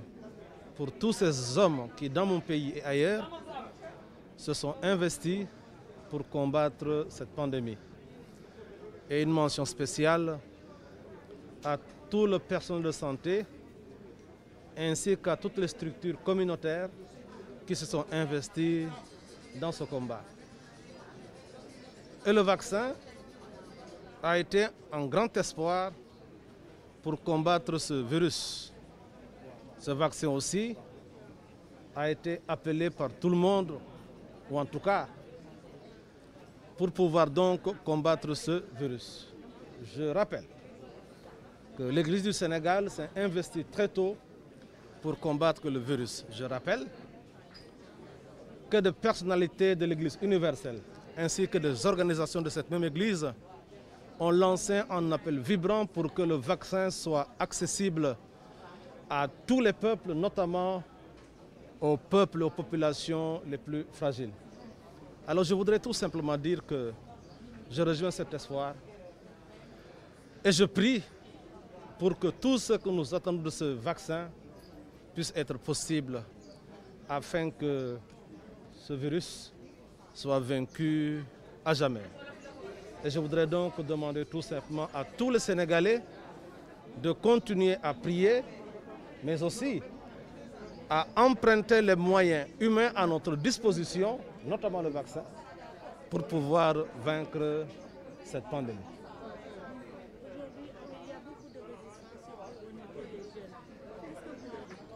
D'abord, ce que je voudrais dire, c'est que nous devons continuer à sensibiliser. Nous devons continuer à informer. Nous devons utiliser tout ce qui est disponible pédagogiquement pour pouvoir convaincre les uns et les autres. Vous savez, c'est relativement nouveau. c'est un peu normal que certains résistent. Mais je pense qu'avec la sensibilisation, avec les gestes forts posés par les uns et les autres, on arrivera donc à avancer ensemble. Ce que je retiens, c'est qu'il faudra que nous ayons cette volonté d'avancer ensemble, d'écouter ceux qui hésitent et de continuer à sensibiliser, à informer. Bien sûr, je demande à tous ceux qui le peuvent d'aller se faire vacciner, de faire confiance. Merci. Et ça m'a levé. Après, vous allez traduire. Après, vous traduire. Voilà, nee na olof bi leerul nekkoon représentant église catholique bi moom moo nekkoon di prononcé wu par rapport ak tey cérémonie de lancement vaccin yi nga askan wi tey nag nekkoon cérémonie lancement campagne de vaccination bi direct baa ngi noonu sur Sénégo di boobu ba tey xam na jéem a xool ndax dinañ leen mën a amalaat yeneen réaction.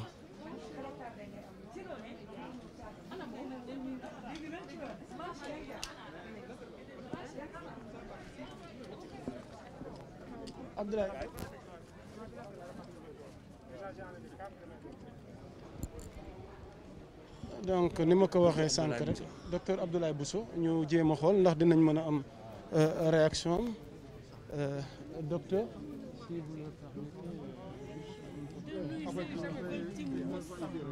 Voilà donc léegi rek en direct rek ñu ànd ak docteur Abdoulaye Bousso war a jàkkaarloog askan wi. Par rapport ak cérémonie de lancement campagne de vaccination gi nga xamante ni tey jii def nañ ko ci ministère bi docteur comme pareegul rek comme vous êtes en direct sur Sénégo juste quelques mots par rapport à cette cérémonie de lancement de la campagne de vaccination bi tàmbali tey fii ci ministère de la santé et de l'action sociale. waaw di ko rafetlu rek mu nekk benn étape ci suñu xeex bi ñuy xeex mbas bi léegi am nañu benn ñàkk boo xam ne egsi na si dëkk bi te tàmbal nañ ko tey. li ñuy digal nit yi mooy rek ñu ñëw ñàkku si parce que loolu rek moo nu mun may fi mu nekk nii ñu mun a xeex feebar bi fi mu nekk nii feebar bi xaw na tar ci dëkk bi malgré mesures barrières yi gis nañ ni mi ngi yokk ba léegi donc am nañ yaakaar bu baax ak ñàkku bi nga xam ne tàmbale na incha allah bu ci ñëpp en tout cas cible yi ñu identifié buñ ci duggee am nañ yaakaar ni que. yan cible la docteur boo ci mënee dikkaat mooy waa kër docteur yi nga xam ne ñooy jàkkaarloog ak maladie ñi nga xam ne am nañu juróom-benn fukki at jëm kaw ak ñeneen ñi nga xam ne aussi am nañu ay feebar yoo xam ne moom la ñu nekkal yi nga xam ne bu ñu leen mbas bi dalee da leen di sonal donc ñooñu la ñu fi mu nekk ni jël pour wàllu kii bi ñàkku bi benn yoon la docteur ndax dama dégg sànq ñu ne 3 semaines après wax nañ di kat jëlaat beneen dose naka lay demee procédure bi. waaw ñaari yoon la parce que ñàkk bi ñu am ni ñaari dose nga war a jël boo xam ne ñetti ay bés ñoo koy séparé donc bu jour booy demee def sa ñàkku dañ la wax bés bi ngay jël si waat incha allah donc il faut ku nekk mu def ñaari ñàkku yi. recommandation tey la à l'endroit de la population par rapport ak campagne bi ci sensibilisation. waaw campagne mooy ñëpp jàpp si parce que li ñu wax ni feebar bi communauté bi moo ko mën a xeex donc nañu en tout cas cible yëpp nañu ñëw ñàkku nañu moytu aussi yenn message yi nga xam ne dafay yàq liggéey bi parce que am na wax yoo xam ne vraiment dafa dem di yàq suñu liggéey donc nañ ci jublu bu baax ñëpp ñu boole adduna bi ëpp na léegi 200 nit yoo xam ne ñàkku nañ leen donc Sénégal du exception. te am nañ chance comme ni ko ministre waxee bokk si juróom-ñaari dëkk yi njëkk vacciné ci Afrique donc loolu ñu ngi koy rafetlu donc nañ ci ñëpp jàpp incha allah ba ñu ñàkku. docteur boo ma ko mayee Covax ak Sinopharm différence bi lan la ndax yii ñoo def mel ni Sinopharm la te Covax la ñu annoncé woon ay jamono. déedéet dafa am benn stratégie Covax bi benn stratégie boo xam ne Sénégal daf si bokk ak ay yeneen dëkk yooyu ñàkk bi foofu dañu koy may mais président de la République dafa newoon mënuñu xaar. comme am na vaccin yoo xam ne mën nañ ko jënd donc nañ dem jënd pour mën a yokk suñu cible donc ci la ñu dem jënd nag vaccin yi donc vaccin Sinopharm yi dañ ko jënd. vaccin Sinopharm yi dañ ko jënd. dañ ko jënd. ok un petit résumé rek. Se féliciter du début de la vaccination qui a commencé aujourd'hui, qui nous donne une autre arme dans notre stratégie de lutte contre l'épidémie. Nous savons tous que les vaccins, c'est vraiment ce qui permet de mettre fin aux épidémies. Donc aujourd'hui, c'est très heureux pour nous que cette vaccination puisse démarrer sur l'ensemble du territoire national. Et en ciblant les groupes vulnérables, les personnels de santé et les sujets âgés qui doivent être vaccinés. Donc nous avons vraiment espoir, si toute la population cible se vaccine, qu'on puisse arriver à un peu infléchir cette courbe épidémique. Quelle réponse apportez-vous par rapport à l'efficacité du vaccin? Mais le vaccin, je pense qu'on l'a tous vu, hein, ces vaccins sont efficaces pour la plupart. Ce qu'il faut savoir, c'est qu'un vaccin n'est pas efficace à 100%. Le fait d'être vacciné ne vous empêche pas de faire la maladie, mais permet de ne pas faire les formes graves et les formes sévères. Donc nous avons des taux d'efficacité supérieurs à 70%, donc c'est quelque chose qui est bien pour la population. Good. Il faut me dire. Si vous pouvez y revenir, donc certains disent que est-ce qu'on nous a offert ces doses de vaccin ou bien on les a achetées? L'initiative COVAX, c'est une initiative dans laquelle le Sénégal est et c'est une initiative pour une gratuité des vaccins. Donc normalement, COVAX prend en charge 20% de notre cible. À côté de cela, le président de la République a demandé à ce que le Sénégal puisse directement acheter ces vaccins qui sont disponibles sur le marché international. Donc c'est dans ce cadre-là que les vaccins que nous avons, les 200 000 premières doses, ont été achetés par l'État du Sénégal. Et d'autres vaccins seront encore achetés pour permettre de pouvoir atteindre l'ensemble de la cible. Voilà, docteur Abdoulaye Bousso Boukrous non prononcé wu par rapport ak mbiru vaccin yi mbokk yi ñu ngi fii ci ministère de la santé et de l'action sociale ci direct bu leen Sénégal di amal depuis ce matin jusqu'à présent donc docteur Abdoulaye Bousso ni ma ko waxee léegi moom moo doon prononcé wu par rapport ak mbiru vaccination bi nga xamante ne moo nekkoon cérémonie de lancement bi ñu fàttali leen ni vaccin yi dañu ko jënd kenn mayuñu ko may bi maanaam initiative COVAX la woon ndax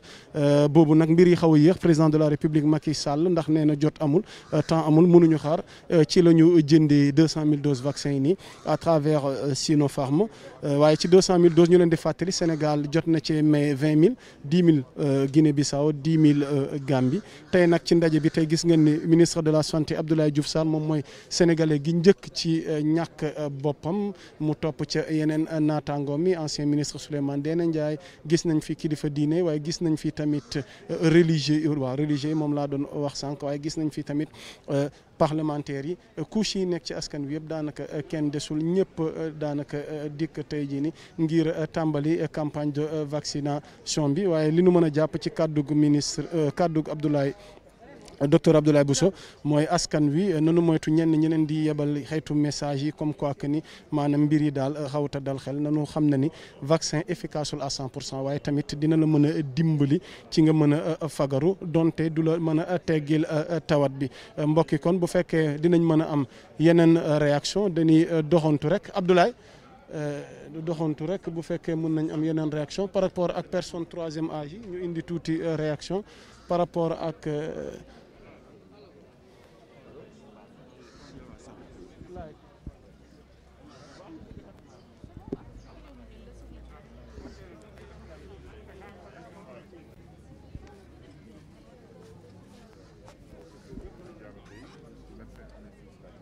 voilà kon mbokk yi mën nañ jël réaction waa Sami ñoom itamit teew nañ. Alors, le vaccin rentre dans les stratégies de lutte. Donc, si vous voyez même dans les pays développés, déjà, ils sont très en avance dans cette vaccination. C'est pourquoi nous nous réjouissons, en tout cas, des efforts qui ont été déployés par l'État du Sénégal donc pour amener le vaccin, pour mettre à la disposition des populations ce vaccin. Alors, le vaccin, on l'a dit plusieurs fois, permet au moins de prévenir les formes graves. Et ça, c'est quelque chose de très important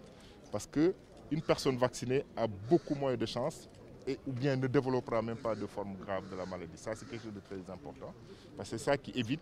d'avoir beaucoup de patients en réanimation et d'avoir des décès. Et donc, vacciner ces personnes à risque, que sont les personnes âgées de plus de 60 ans, que sont les personnes présentant des comorbidités, le diabète, les pathologies cardiaques autres, les pathologies respiratoires, les pathologies rénales, que nous rencontrons souvent en réanimation, et chez qui on dénombre le plus grand nombre de décès. Vacciner ces personnes déjà va entrer en droite ligne, en tout cas pour diminuer le nombre de complications et diminuer le nombre de décès.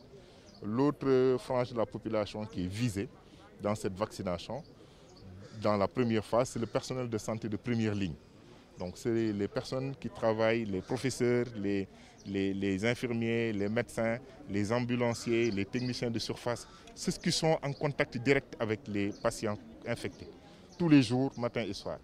Et vacciner ces personnes également permet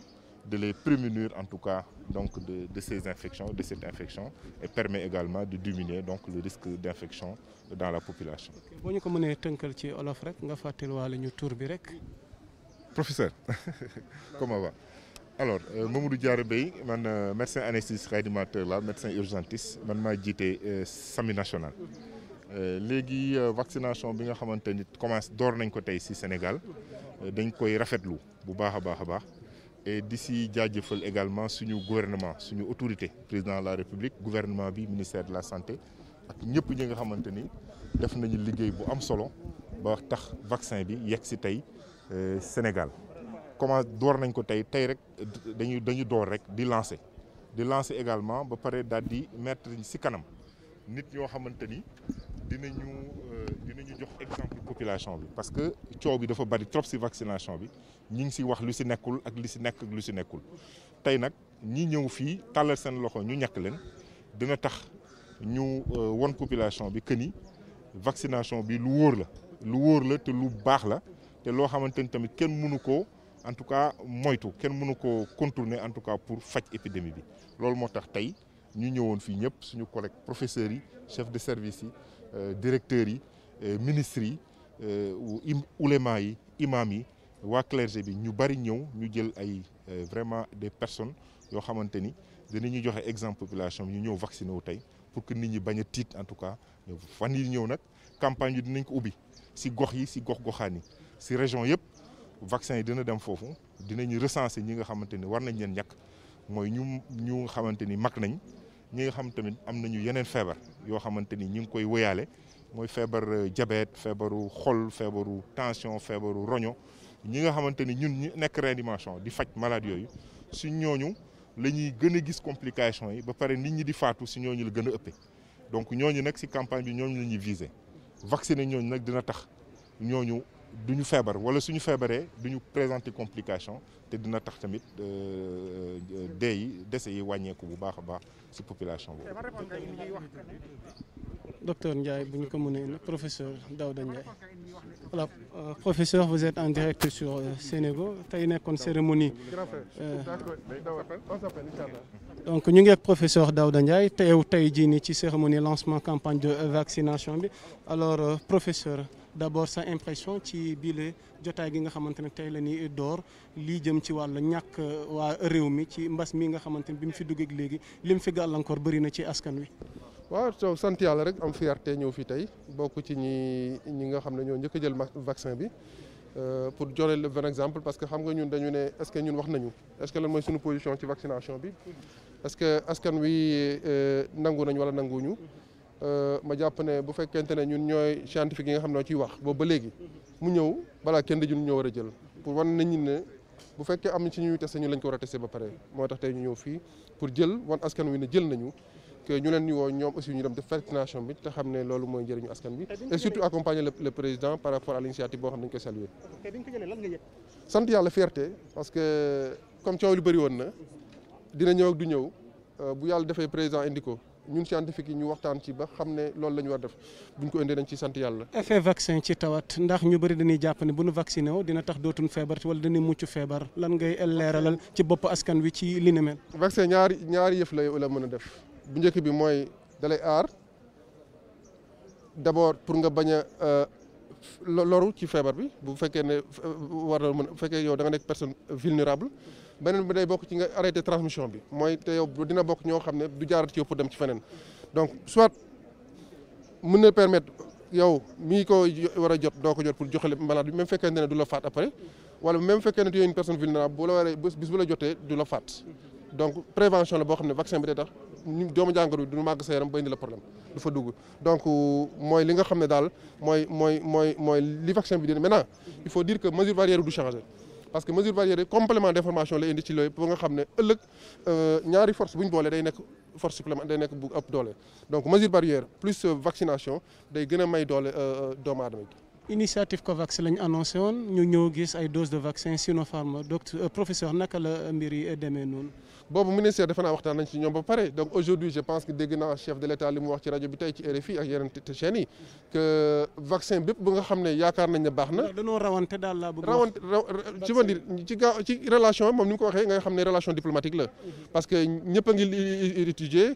apparemment ñoom ñëpp ku nekk yaa ngi wane ne baax na te y a pas d'innocuité amul toxicité donc bépp bu ñëw lépp lu baax daal te ñu leer na baax na te addu lore bu ñëwee baax na man recommandation yi ci askan recommandation yi mais ñu dem vacciné wu ji te xam ne ñun jël nañ ko parce que loolu lañu yaakaar néew ñu ne day ñëw pour régler problème dañu yaakaar ne vaccin bi bu ñëwee dina lijjanti lu bari bari bu ñu ko booleeg mesure barrière am nañu yaakaar bu rëy que ne vraiment dinañu dimbali ko ba mbas bi jeex fi.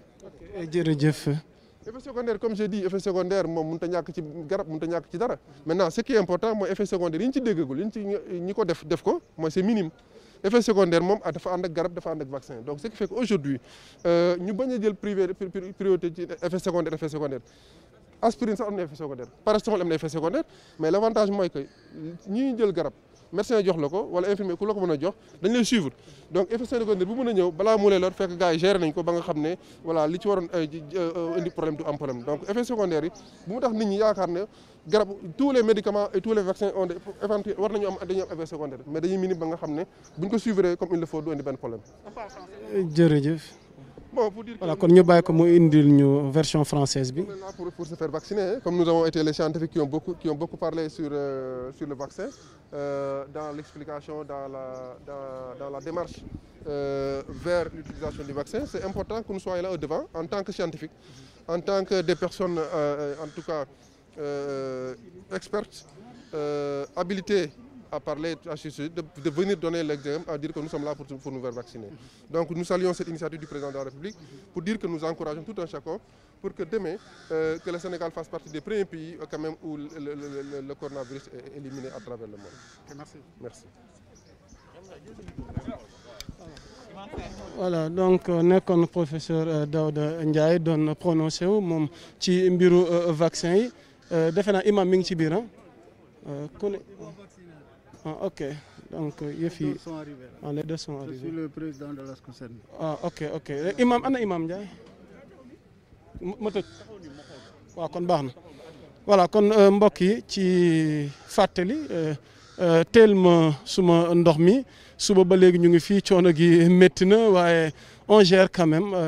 ñu ngi fii ci ministère de la santé et de l'action sociale ñu leen di fàttali suba ba léegi ñu ngi fii ci campagne de vaccination bii nga xamante ni door nañ ko fi léegi rek ki tëj ci ñi doon intervenir di professeur Daouda Ndiaye nga xamante ni mi ngi doon indil ay leeral yu am solo ci bile vaccin waaye li gën a am solo moom mooy wax na ko askan wi nañ leen wax ni leen ni kat mbir yi daray danger nekku ci war lii fi xew nii rek war na dalal seeni xel ni leen wax dëgg fa war nañ mën a ñàkku war nañ mën a jël dose de vaccin waaye nag nekkul benn dose ngay jël rek mu yem ci ndax 3 semaines après war nga jëlaat beneen dose te itam dose yi ñëw nag dañ ko jënd mayuñ ñu ko yi ñu naroon a may dafa yéex président tamit moom ci yéene askanam ngir ñu fagaru daa dee teel a addu ngir ñu jéem a jënd 200 000 doses yi en attendant yeneen